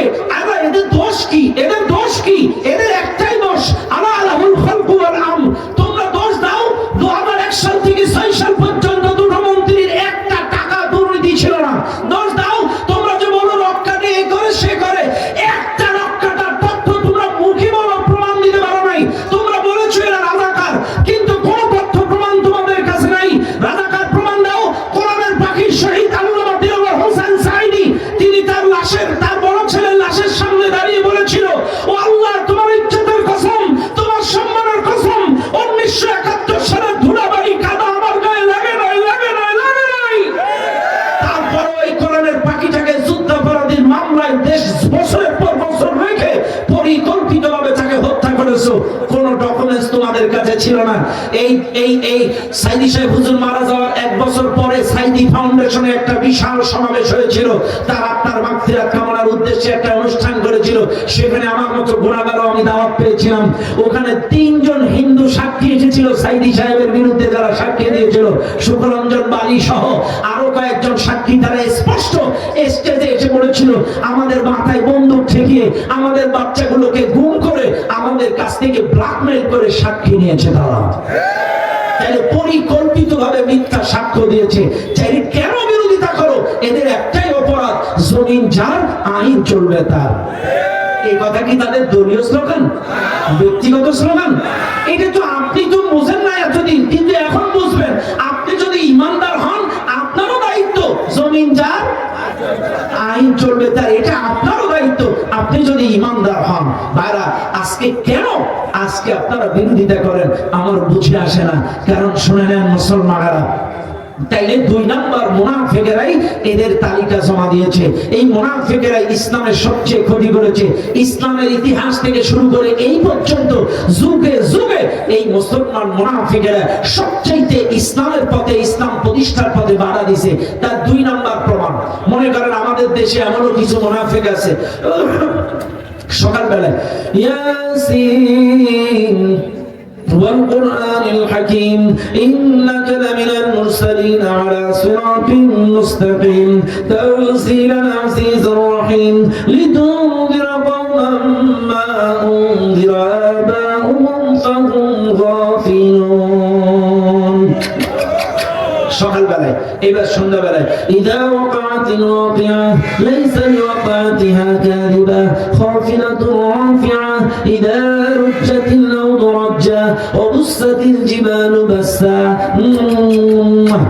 সন্ধ্যাবেলায়, এবার রাতের বেলায় তাবারাকাল্লাযী বিয়াদিহিল মুলক ওয়া হুয়া আলা কুল্লি শাইইন কাদির আল্লাযী খালাকাল মাউতা ওয়াল হায়াতা লিয়াবলুয়াকুম আইয়ুকুম আহসানু আমালা ওয়া হুয়াল আজিজুল গফুর।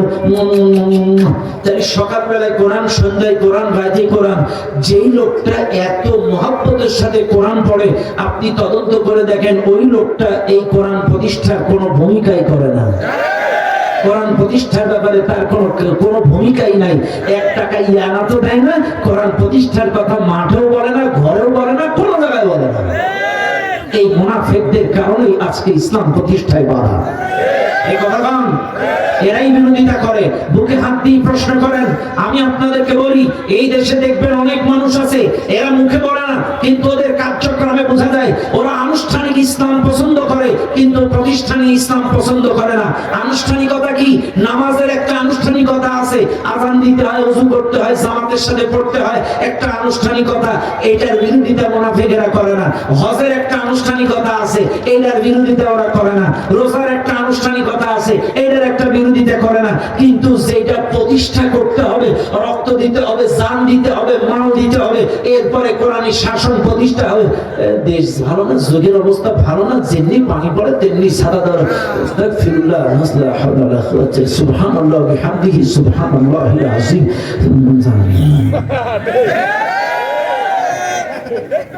কারণ আনুষ্ঠানিক ইসলামে ওদের 1 টাকা খরচ হয় না, কিন্তু প্রতিষ্ঠানিক ইসলামে জান দেওয়া লাগবে, প্রতিষ্ঠানিক ইসলামে জীবন দেওয়া লাগবে, প্রতিষ্ঠানিক ইসলামে রক্ত দেওয়া লাগবে, প্রতিষ্ঠানিক ইসলামে ওদেরকে জেল খাটা লাগবে। আরে ভাই, তুমি কিসের ইসলাম মানো? আমার নবী প্রতিষ্ঠা করতে যে শিয়াবে আবি তালিবের জেল খাটায় গেল, আমার নবী প্রতিষ্ঠা করতে যে দাঁত ভাঙলো, রক্ত ঝরালো, আমার নবী দিন প্রতিষ্ঠা করতে গিয়ে উঠের নারী বুড়ি মাথার পরে চাপায় দিল। আর তোমার কেন প্রতিষ্ঠার ব্যাপারে এনার্জি? তুমি বলবা আশিকে রাসূল নবীর উম্মত, তাহলে আমার নবী দিন প্রতিষ্ঠা করতে যেগুলো শিকার হয়েছে তোমাকেও শিকার হওয়া লাগবে। তুমি ওগুলোর ব্যাপারে যাও না, দিল তো ভালো পানি কেন কেন? তাইলে বুঝলাম কি, তোমার সুরত আছে, সিরাত নাই। সুরত মানে বাহ্যিক চেহারা, বাহ্যিক দাড়ি, বাহ্যিক টুপি, বাহ্যিক জুব্বা। আর সিরাত মানে রাস্তা, সিরাত মানে পথ, সিরাত মানে পথ, নবীর পথ, আল্লাহর পথ। ইহদিনাস সিরাতাল মুস্তাকিম, সিরাতুন নবী সাল্লাল্লাহু আলাইহি ওয়াসাল্লাম। তাহলে আমার নবী যে রাস্তায় যে মার খাইলো, আমার নবী যে রাস্তায় যে রক্ত ঝরালো, আমার নবী যে রাস্তায় যে জন্মভূমি ছেড়ে মক্কা থেকে মদিনায় গেল, আমার নবী যে রাস্তায় গিয়ে বদর, খন্দক, উহুদ লড়াই করে বাতিলের বিরুদ্ধে মোকাবেলা করে এই ক্ষমতা দখল করে কোরআনী শাসন কায়েম করলো, এই রাস্তায় চলতে তোমাকে কিসে বাধা দেয়? এই রাস্তায় যতদিন এদেশের মানুষ না আসবে ততদিন পর্যন্ত দিন কায়েম হবে না। শোনেন, শুধু সুরত দিয়ে দিন কায়েম হবে না। শুনেন দুনিয়ার মানুষ, এই মুসলমান মুনাফিক যারা যুগে যুগে সবচেয়ে ইসলামের বেশি ক্ষতি করেছে, কোরআন প্রতিষ্ঠার পথে, আল্লাহর পথে, দ্বীনের পথে বাধা দিয়েছে। এই জন্য আপনাদেরকে বলি মুনাফিকের স্থান কিন্তু জাহান্নামের সবচেয়ে নিচে। ইন্নাল মুনাফিকিনা ফিদ দারকিল আসফালি মিনান নার। মুনাফিকেরা জাহান্নামের সবচেয়ে নিচে থাকবে, কাফেরদের নিচে থাকবে। শুনেন মুসলমানেরা,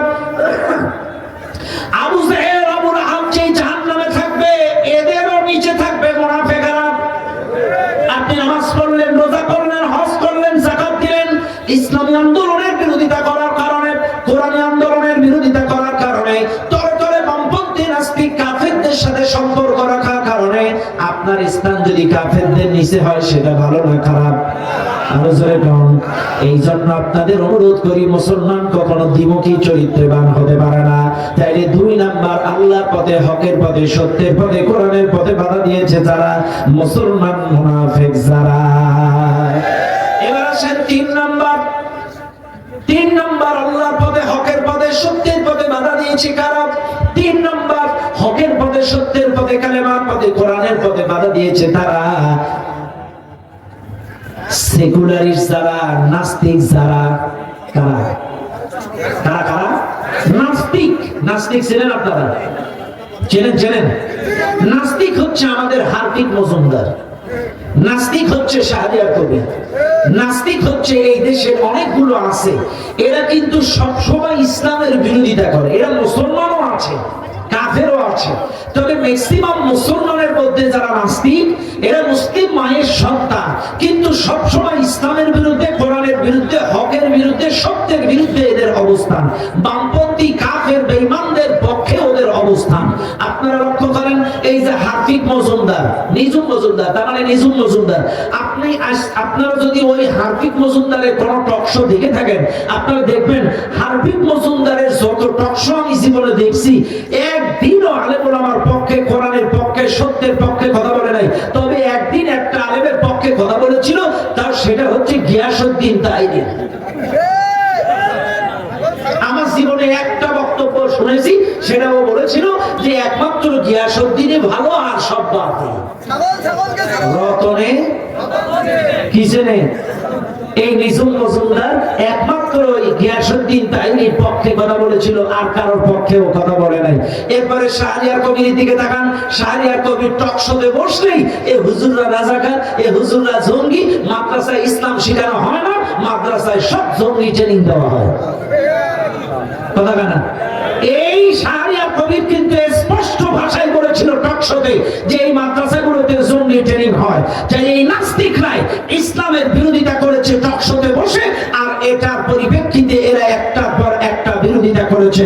শোনেন, এই বড় বড় নাস্তিকদের টক শোর দিকে বুদ্ধিজীবীরা, এই দেশের মানুষেরা চেয়ে থাকতো প্রধানমন্ত্রী, ওই জালেমেরা, ওরা টক শোয় যে দিক নির্দেশনা দিত সেই অনুযায়ী এরা কামগুলো করত। এইবার আপনারা মিলার, তাহলে এই নাস্তিকরাই একটা করে এই দেশের বিরোধিতা করেছে, মুসলমানের, ইসলামের সব জায়গায় বিরোধিতা করেছে। এই নাস্তিকরা যে শুধু আমাদের জামানায় আসছে তা কিন্তু না। আপনাদের একটা ছোট্ট তথ্য দিয়ে যাই। তথ্যটা হলো আমেরিকার একটা বড় গবেষণা পরিষদ আছে, থিঙ্ক ট্যাঙ্ক র্যান্ড কর্পোরেশন। খেয়াল করবেন, আমেরিকার একটা গবেষণা পরিষদ থিঙ্ক ট্যাঙ্ক র্যান্ড কর্পোরেশন সম্প্রতি গোটা পৃথিবী ওরা গবেষণা চালিয়েছে। আবার মনে রাখবেন, এরা কিন্তু গোটা বিশ্বের সমসাময়িক বিভিন্ন বিষয় নিয়ে গবেষণা চালায়। এই থিঙ্ক ট্যাঙ্ক র্যান্ড কর্পোরেশন এই বাংলাদেশের উদ্ধার পাতাল, হুজুরে মারামারি, টক শোতে গ্যামজাম, ঝগড়া ঝাঁটি, এই বাংলাদেশের মুসলমানদের এই একা গ্রুপ, একা কায়দায়, এগুলো দেখে ওই থিঙ্ক ট্যাঙ্ক র্যান্ড কর্পোরেশন আমেরিকার, ওরা সাম্প্রতিক বাংলাদেশে একটা জরিপ, একটা গবেষণা চালাইছে। গবেষণা চালিয়ে ওরা একটা রিপোর্ট দিয়েছে, বাংলাদেশে যত মুসলমান আছে 4 প্রকার। কয় প্রকার? ওরা গবেষণা করে বের করেছে বাংলাদেশে মুসলমান 4 প্রকার। 1 নাম্বার মুসলমান কারা? 1 নাম্বার মুসলমান হচ্ছে ফান্ডামেন্টালিস্ট। এটা প্রথম কোয়ালিটি। ফান্ডামেন্টালিস্ট কারা? ফান্ডামেন্টালিস্ট হলো তারা যারা মৌলবাদী মুসলিম দল। এরা ইসলামটাকে শুধু ধর্ম মনে করে না, এরা পূর্ণাঙ্গ জীবন ব্যবস্থা মনে করে, এই কোরআনটাকে পূর্ণাঙ্গ জীবন বিধান মনে করে, সব সমস্যার সমাধান মনে করে।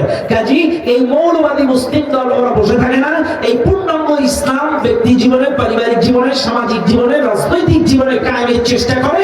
এরাই হলো মৌলবাদী মুসলিম দল। এরা যেন কোনোভাবে মাথাচাড়া দিয়ে না ওঠে, এদের হামলা, মামলা, জেল, জুলুম দিয়ে এদের দমড়ায় রাখো, কোনোভাবে যেন মাথা সোজা করতে না পারে। এরা হলো মৌলবাদী মুসলিম দল। হচ্ছে কি হচ্ছে না? আমেরিকা রিপোর্ট দিয়েছে, এই জালেমেরা সেই অনুযায়ী কাজ করেছে। এই মৌলবাদী মুসলিম দলগুলোকে 16টা বছর হামলা, মামলা দিয়ে ডাবায়া রাখছে। আপনারা বুকে হাত দিয়ে বলেন, এই দেশে অসংখ্য পীর আছে, এই দেশে অসংখ্য আলেম আছে, অসংখ্য শায়েখ আছে, অসংখ্য দরবেশ আছে, অসংখ্য মুরব্বী আছে। 16টা বছর কেউ মার খায় নাই, মার খাইছে তারা মৌলবাদী মুসলিম দল যারা ইসলামটাকে পূর্ণাঙ্গ জীবন বিধান মনে করেছে, ইসলামটাকে পরিপূর্ণ এই সমাজে রাষ্ট্রে কায়েমের চেষ্টা করেছে, এরাই মার খাইছে। এটা আমেরিকার গবেষণার ভিত্তিতে বেরিয়ে এসেছে। এক। দুই নম্বর, এই দেশে দুই নম্বর মুসলিম দল কারা? দুই নম্বর হচ্ছে ট্র্যাডিশনালিস্ট। ট্র্যাডিশনালিস্ট কারা? ট্র্যাডিশনালিস্ট হলো তারা যারা শুধুমাত্র মসজিদ আর মাদ্রাসা নিয়ে পড়ে থাকে। قال رسول الله صلى الله عليه وسلم حدثنا المثنى قال حدثنا عبد الوهاب الثقفي قال حدثنا ايوب عن قلابة عن ابي امامة رضي الله عنه قال حدثنا قال تعالى في شان رسول الله। এগুলো নিয়ে ইজমা কিয়াস মসজিদ মাদ্রাসা নিয়ে পড়ে আছে।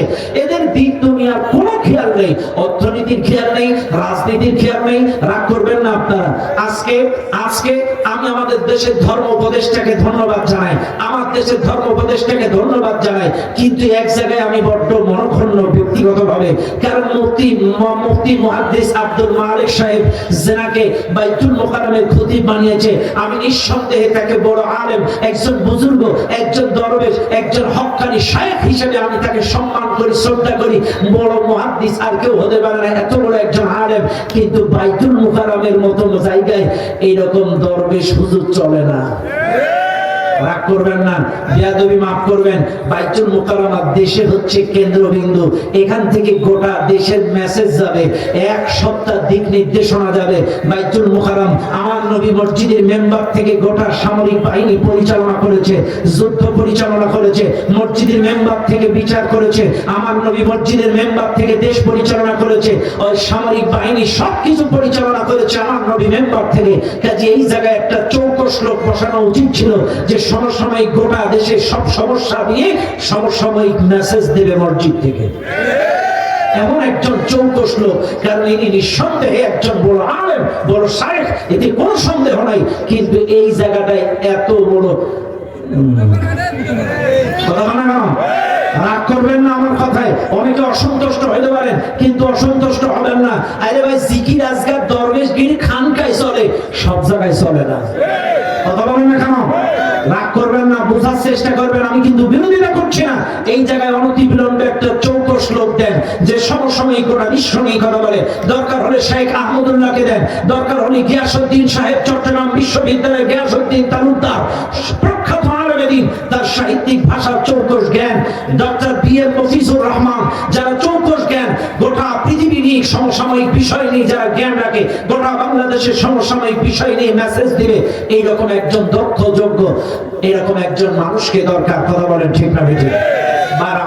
এখন আসেন, কথায় কথা বেড়ে যায়, যে কথা আমি বলছিলাম। তাহলে দুই নাম্বার হচ্ছে ট্র্যাডিশনালিস্ট, যারা মসজিদ মাদ্রাসা নিয়ে পড়ে থাকে, দিন দুনিয়া, অর্থনীতি, রাজনীতি, শিক্ষানীতি, পরিবার নীতির কোনো খেয়াল নেই। এখন পশ্চিমা বিশ্ব চিন্তা করছে যে এরা আমাদের জন্য হুমকির কারণ না, এরা আমাদের জন্য হুমকির কারণ না, কারণ ওরা মসজিদ মাদ্রাসার বাইরে জীবনেও আসবে না। কাজে ওরা আমাদের জন্য হুমকির কারণ না। তবে কখনো যদি ট্র্যাডিশনালিস্ট আর ফান্ডামেন্টালিস্ট এরা যদি কখনো এক হয়ে যায়, তখন আমাদের জন্য দুঃসংবাদ, ইসলামী মহাবিপ্লব বাংলাদেশে ঘটবে। ওই ইমাম, ওই খতিব, ওই মুহতামিম আর ফান্ডামেন্টালিস্ট, এই মুসলিম মৌলবাদী দল যদি এক হয়ে যায়, এই মুরব্বি মুরব্বি কষ্ট পাচ্ছেন আপনারা? শোনেন, আমার ভাইরা সিদ্ধান্ত নিয়েছে আগামীতে রাতের মাহফিল রাতেই করবে ইনশাআল্লাহ। আগামীতে রাতের মাহফিল রাতেই হবে, আলোচনা চলছে ইনশাআল্লাহ। ডক্টর আবুল কালাম আজাদ বাসার ভাই সহ দেশের খ্যাতনামা আলেমদের সাথে অলরেডি যোগাযোগ চলছে। আপনারা দোয়া করেন, আপনাদের আকাঙ্ক্ষার মেহমানগুলো এখানে আসবে ইনশাআল্লাহ। তবে দিনের পরিবেশ আর রাতের পরিবেশ এক হয় না। এই দিনের বেলায় শব্দ, চতুর্দিকে আলো আলো, এদিকে ওদিকে নজর যাওয়া, নিস্তব্ধতা, কোনো ভাব নেই। এই জন্য দিনের পরিবেশ আর রাতের পরিবেশ এক হয় না। তবে আমি পরামর্শ দিয়েছি আগামী বছরে রাতে করবেন, তবে রাত 10টার মধ্যে মাহফিল শেষ। দ্বিতীয় বক্তা মাগরিব টু এশা, প্রধান বক্তা ঈশার পরে 8টা থেকে 10টা মাহফিল শেষ। আমি পরামর্শ দিয়েছি, আলহামদুলিল্লাহ আগামীতে এই ধারাবাহিকতায় চলবে। সর্বোচ্চ 10:30 11টার মধ্যে মাহফিল শেষ। এই এলাকায় যত 11টা 12টা 1টা পর্যন্ত এরকম মাহফিল হবে না। সৃজনশীল মাহফিল, একটা অন্যতম মাহফিল হবে ইনশাআল্লাহ। আল্লাহ। ভাইরা আমার, 10-এর লাঠি 1-এর বোঝা। আমি যদি বলি আপনারা চান আমি আলোচনা করব, তবে ভাইরে বিশাল মাহফিল, লক্ষ লক্ষ টাকা খরচ। আমির হামজা আসছে, আব্বাসি হুজুর আসতেছে, ফাইজুল ভাই চলে গিয়েছে, আমিও চলে যাব। আপনারা দেখছেন মহিলা প্যান্ডেল, পুরুষ প্যান্ডেল, কত আয়োজন, লক্ষ লক্ষ টাকা খরচ। ভাইরে কিয়ামতের দিন কোনো মানুষ মানুষের জন্য কথা বলতে পারবে না পারমিশন ছাড়া। আল্লাহ যদি কাউকে অনুমতি দেয় সেই কথা বলবে, কিন্তু কিয়ামতের দিন এই কোরআনের কোনো পারমিশন লাগবে না। এই কোরআন কিয়ামতে উঠবে, আল্লাহর সামনে দাঁড়াবে, ও আল্লাহ এই মানুষগুলো কোরআন দিয়ে ব্যক্তি জীবন, পারিবারিক জীবন, সামাজিক জীবন, রাজনৈতিক জীবন চালিয়েছে, কোরআনের জন্য জান দিয়েছে, মাল দিয়েছে, কোরআনের মাহফিলের জন্য পকেটের টাকা খরচ করে সেখানে দিয়েছে, অর্থ ব্যয় করেছে। ও আল্লাহ কোরআন প্রেমিক মানুষগুলোকে বিনা হিসাবে জান্নাত দিয়ে দাও। ও ভাই একটু আসেন না, কে আছেন? হুজুর এই ব্যাগগুলো যাবে, এই ব্যাগের মধ্যে আপনারা স্বতঃস্ফূর্ত ভাবে এই ব্যাগগুলো আপনাদের মাঝখানে যাবে, আপনারা যা পারেন আল্লাহর হস্তে 500, 1000, 2000 আপনারা এই ব্যাগের মধ্যে একটু আপনারা দিয়ে দেবেন। আমাদের হলুদ ব্যাগ, বাচ্চারা সামনে, ভেতরে যারা আছো বাচ্চারা ওঠো, সবাই দেবেন, কেউ বাদ যাবে না। আবার আগামীকালকের অনুসরণযোগ্য বিশ্ববিজয়ী বড় নেতা, বড় আলেম ডক্টর এনায়েতুল্লাহ আব্বাসী ও সিদ্দিকী সাহেব কালকে আসবেন। প্রখ্যাত আলেমে দ্বীন। এই বাতিলের আতঙ্ক আগামীকাল স্বতঃস্ফূর্তভাবে দাওয়াতি কাজ করে, ভাই বোন, বন্ধু, আপনজন, প্রিয়জন সকলকে দাওয়াতি কাজ করে আপনারা স্বতঃস্ফূর্তভাবে কালকে 11টার মধ্যে মাঠ দখল করবেন ইনশাআল্লাহ। এবং আমাদের ভাইরা যারা ভিতরে ঢুকছে, মহিলা প্যান্ডেলে যারা আছে, আপনারা সবাই ওয়ালের মধ্যে একটু বেশি বেশি করে টাকা আপনারা দান করবেন ইনশাআল্লাহ। কেউ বাদ যাবেন না, কেউ বাদ যাবেন না, সবাই দিবেন, কেউ বাদ যাবেন না, সবাই দেন। আল্লাহ আপনাদের দানগুলো কবুল করে নেন, হালাল উপার্জনে বরকত বাড়িয়ে দেন, জীবনের গুনাহগুলো মাফ করে দেন, মনের নেক আশা আকাঙ্ক্ষা পূরণ করে দেন। সবাই দেবেন, কেউ বাদ যাবেন না, কেউ বাদ যাবেন না, সবাই দেবেন। আল্লাহ আপনাদের হালাল উপায়, হালাল কামাইতে বরকত দান করুন, জীবনের গুনাহগুলো মাফ করুন। সবাই দেবেন, সবাই দেবেন। আলহামদুলিল্লাহ, আলহামদুলিল্লাহ, সবাই দেন। সুবহান। এই উঠবেন না ভাই, শেষ ভালো থাক, সব ভালো থাক। এখানে আসলে জমা করে নাকি? এখানে আসলে জামাত হবে। আপনারা যদি এখন চলে যান অনেকে জামাত মিস হয়ে যাবে। আপনারা বসেন, ওয়াজ শুনলেন কিন্তু জামাতে নামাজ আদায় করবেন না, এটা কিন্তু হবে না। সবাই বসেন, নামাজ আদায় করবেন, এখানে জামাত হবে ইনশাআল্লাহ।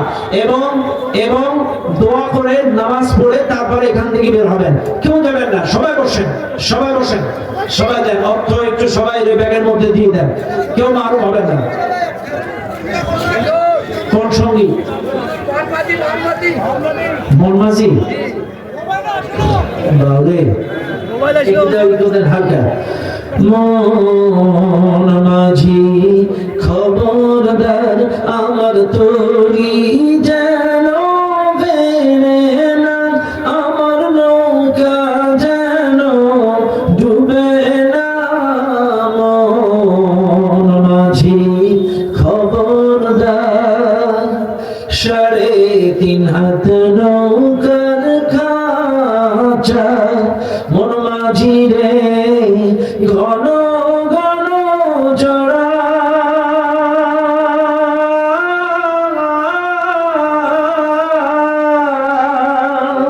সেই নৌকা খান বাইতে আমার তো মনমাঝি রে ঘর হইল গোড়া রে।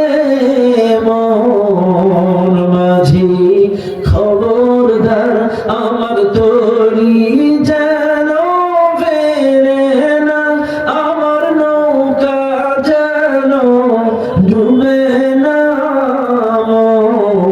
মনমাঝি খবরদার। আলহামদুলিল্লাহ রাব্বিল আলামিন।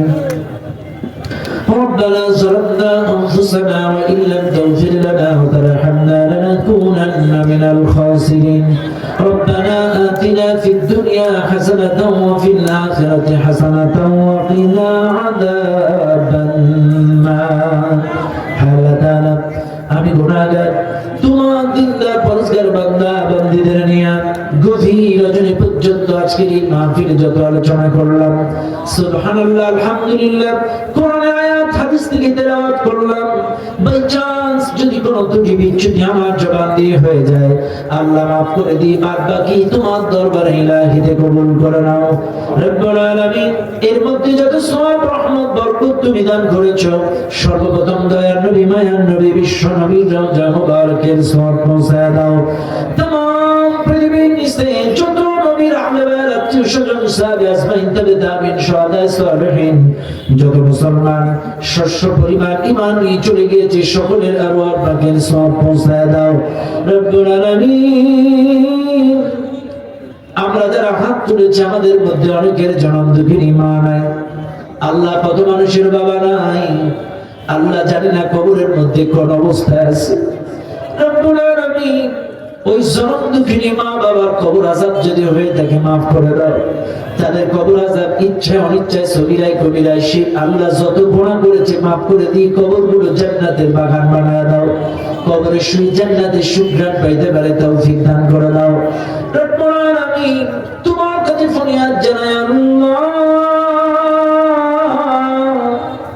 দাদা দাদি, নানা নানি, শ্বশুর শাশুড়ি, উস্তাদ মুরব্বি, ভাই বোন, যার যত পরিচয় মানুষ চলে গিয়েছে, আল্লাহ মাফ করে দাও, কবরগুলো জান্নাতের বাগান বানাও আল্লাহ তাআলা।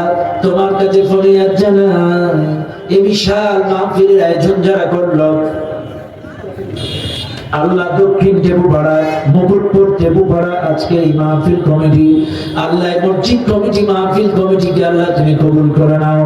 এই কমিটির সিনিয়র সদস্য যারা আবু বকর, ওমর, উসমান রাদিয়াল্লাহু তাআলা মত কবুল করে নাও। জুনিয়র সদস্য যারা খালিদ বিন ওয়ালিদ, আব্দুল্লাহ বিন হুযায়ফার মত কবুল করে নাও। এই কমিটির সদস্যগুলোকে 5 ওয়াক্ত নামাজ জামাতে আদায় করার তৌফিক দিয়ে দাও। এই কমিটির সদস্যগুলো ইসলামী আন্দোলনের খাদেম বানায় দাও রব্বুল আলামিন। তোমার কাছে ফরিয়াদ জানাই আল্লাহ, এই মাহফিল বাস্তবায়নে এলাকার মানুষ 500, 1000, 2000, 5000, 10000, 10 টাকা, 20 টাকা, 100 টাকা, যে যেমন করে দান করেছে আল্লাহ দানগুলো কবুল করে নাও। দানের বদৌলতে তাদের জীবনের গুনাহগুলো মাফ করে দাও আল্লাহ, তাদের হালাল উপার্জনে বরকত বাড়ায় দাও। এই দানের বদৌলতে তাদের মনের নেক মাকসুদগুলো আল্লাহ পূরণ করে দাও রব্বুল আলামিন। আল্লাহ, 3 দিন যেমন সুশৃঙ্খল ভাবে মাহফিলটা সমাপ্ত হলো, আগামীকালকেও যেন সুন্দর ওয়েদারে সুন্দর সুশৃঙ্খল ভাবে মাহফিলটা সমাপ্ত হতে পারে তৌফিক দান করে দাও আল্লাহ। অনেক মা বোন এসেছে, মা ফাতিমার মতো, খাদিজার মতো কবুল করে দাও। আমার মা বোনগুলোকে পর্দাশীলা বানাও, স্বামী শ্বশুর শাশুড়ির খেদমত করা তৌফিক দান করে দাও। আমার মা বোনগুলোদের যাদের সন্তান হয় না, সন্তান দান করে দাও। আমার মা বোনগুলোদের যাদের সংসারে অশান্তি আছে, শান্তি দিয়া ভরপুর করে দাও। আমার মা বোনগুলোদের যারা অসুস্থ আছে, সুস্থতা দান করে দাও। যারা কন্যা দায় আছে, কন্যা দায় মিটায় দাও রব্বুল আলামিন। অসংখ্য বাবা যারা হাত তুলেছে আল্লাহ, প্রত্যেককে 5 ওয়াক্ত নামাজি বানাও, ইসলামী আন্দোলনের কর্মী বানাও আল্লাহ। আজকের মাহফিলের মঞ্চে যারা আলেম ওলামা মুরব্বি আছে কবুল করে নাও, সভাপতি বাজারকে কবুল করে নাও, প্রধান অতিথি, উদ্বোধক, পৃষ্ঠপোষক সকলকে আল্লাহ তুমি কবুল করে নাও রব্বুল আলামিন। অসংখ্য ভাইরা বিভিন্ন দলের, বিভিন্ন মতের পথের মানুষ এই মঞ্চে আসে আল্লাহ কবুল করো, জীবনের গুনাহগুলো মাফ করো, ইজ্জত সম্মান বাড়াও আল্লাহ। আমার আমিনুল ভাইয়ের নেক হায়াত বাড়ায় দাও, ইজ্জত সম্মান বাড়াও, তার স্ত্রীকেও কবুল করে নাও আল্লাহ। তার 2টো সন্তান, যোগ্য সন্তান নাবিল এবং নোবেল আল্লাহ, দুই সন্তানটাকে মানুষের মতো মানুষ হিসেবে তোমার দরবারে কবুল করো আল্লাহ। তাদের পরিবার পরিজনদেরকে কবুল করো, তাদের হালাল উপার্জনে বরকত দান করো আল্লাহ। আমার মিজান ভাই আল্লাহ, তার সন্তানগুলোকে কবুল করো আল্লাহ, তাদের মনের নেক মাকসুদ পূরণ করো আল্লাহ।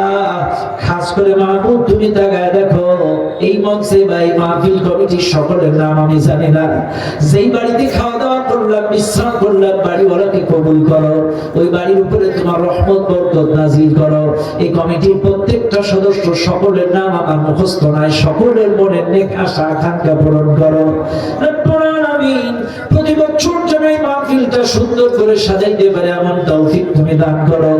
Sound system, decoration system, satellite তুমি কবুল করো। দূর দূরান্ত থেকে যারা আসছে সহি সালামতে নিরাপদে গন্তব্যে পৌঁছানোর তৌফিক দান করো আল্লাহ। তুমি আফগানিস্তানটাকে একটা বিজয় দিছো, সিরিয়াকে একটা বিজয় দিছো, বাংলাদেশকে একটা বিজয় দিছো। আল্লাহ তুমি ফিলিস্তিনকে একটা বিজয় দাও। আল্লাহ তুমি ফিলিস্তিনকে একটা বিজয় দাও। ফিলিস্তিনের মানুষ আর কত রক্ত দেবে, ফিলিস্তিনের মানুষ আর কত জীবন দেবে। দয়া করে মায়া করে ফিলিস্তিনকে কিয়ামত পর্যন্ত স্বাধীন রাষ্ট্র বানায় দাও। আল্লাহ মুসলমানদের শত্রু, ইসলামের শত্রু, আল্লাহর শত্রু, নবীর শত্রু ইহুদি ইসরায়েলকে পৃথিবীর মানচিত্র থেকে নিশ্চিহ্ন করে দাও। পৃথিবীর মানচিত্র থেকে নিশ্চিহ্ন করে দাও। আল্লাহ গোটা পৃথিবীর নির্যাতিত মুসলমানদেরকে হেফাজত করো। আল্লাহ ভারতের নির্যাতিত মুসলমানদের হেফাজত করো, বাংলাদেশের নির্যাতিত মুসলমানদের হেফাজত করো। ও আল্লাহ তুমি নতুন স্বাধীনতার স্বাদ দিয়েছো, কিন্তু এখনো পর্যন্ত দেশি বিদেশি জালেমেরা ষড়যন্ত্র চালাচ্ছে। আল্লাহ আমরা প্রথম স্টেপে দোয়া করছি, ওরা আমাদের ভাই, ওরা আমাদের প্রতিবেশী, ওরা আমাদের বন্ধু। যদি হেদায়াত থাকে তুমি হেদায়াত দাও, আর যদি হেদায়াত না থাকে দেশের বিরুদ্ধে, দশের বিরুদ্ধে, এদেশের জনগণের বিরুদ্ধে যারা ষড়যন্ত্র করছে, তোমার যত গজব আছে এই জালেমদের ঘাড়ে চাপায়া দাও। আল্লাহ দেশ চক্রান্ত যারা করছে তাদের সমস্ত জালেমদেরকে আল্লাহ তুমি বিদায় করে দাও। আল্লাহ এই দেশটাকে তুমি হেফাজত করো, এই দেশটাকে তুমি হেফাজত করো। কোরআনের জন্য, ইসলামের জন্য কবুল করো। কে বিএনপি, কে জাতীয় পার্টি, কে জামাত আমি জানি না, সকল দলের মতের পথের তরিকার মানুষগুলো এক হয়ে এই জমিনে কোরআনের শাসন প্রতিষ্ঠা করার তৌফিক দিয়ে দাও। আল্লাহ আমাদের সকলকে এক বানায় দাও। কোরআনের পাখি শহীদ আল্লামা দিলওয়ার হোসেন সাঈদী রাহিমাহুল্লাহকে জান্নাতের সর্বোচ্চ মেহমান বানাও। কোরআনের পাখি আরো যারা বিদায় নিয়েছে সকলকে কবুল করে দাও। দল বিরোধী দলের যত মানুষ বিদায় নিয়েছে সকলকে মাফ করে দাও। ও আল্লাহ তোমার কাছে ফরিয়াদ জানাই, কোরআনের পাখি অসংখ্য ভবিষ্যৎ বানিয়ে দেশে ঘিরে গিয়েছে, কাটায় কাটায় তার প্রত্যেকটা কথা এই দেশে বাস্তবায়ন হয়েছে, আমরা সচক্ষে দেখেছি। তিনি বিদেশের মাটিতে এক মাহফিলে প্রশ্নের জবাবে বলেছিল, যদি কোন দেশে পূর্ণাঙ্গ কোরআনী শাসন কায়েম হয় সেটা বাংলাদেশ হবে। আল্লাহ আমরা দোয়া করি তার এই ভবিষ্যৎবাণীটাও বাংলাদেশের জন্য কবুল করে নাও, আমাদেরকে দেখে যাওয়ার তৌফিক দান করে দাও। আল্লাহ আমাদের মাহফিল তুমি কবুল করো, আজকে মাহফিল কবুল করো, এই 4 দিনের মাহফিল কবুল করো। এই প্রত্যেকটা স্বেচ্ছাসেবক যারা হাড় ভাঙা পরিশ্রম করে মাহফিলটা সুশৃঙ্খলভাবে সুন্দর করে আল্লাহ মাহফিলটা বাস্তবায়ন করছে, প্রত্যেকটা স্বেচ্ছাসেবককে তুমি কবুল করো। সুবহান রাব্বিকা রাব্বিল ইজ্জাতি আম্মা ইয়াসিফুন ওয়া সালামুন আলাল মুরসালিন ওয়ালহামদুলিল্লাহি রাব্বিল আলামিন বিরহমাতিকা ইয়া আরহামার রাহিমিন। আসসালামু আলাইকুম ওয়া রাহমাতুল্লাহি ওয়া বারাকাতুহু। সম্মানিত উপস্থিতি।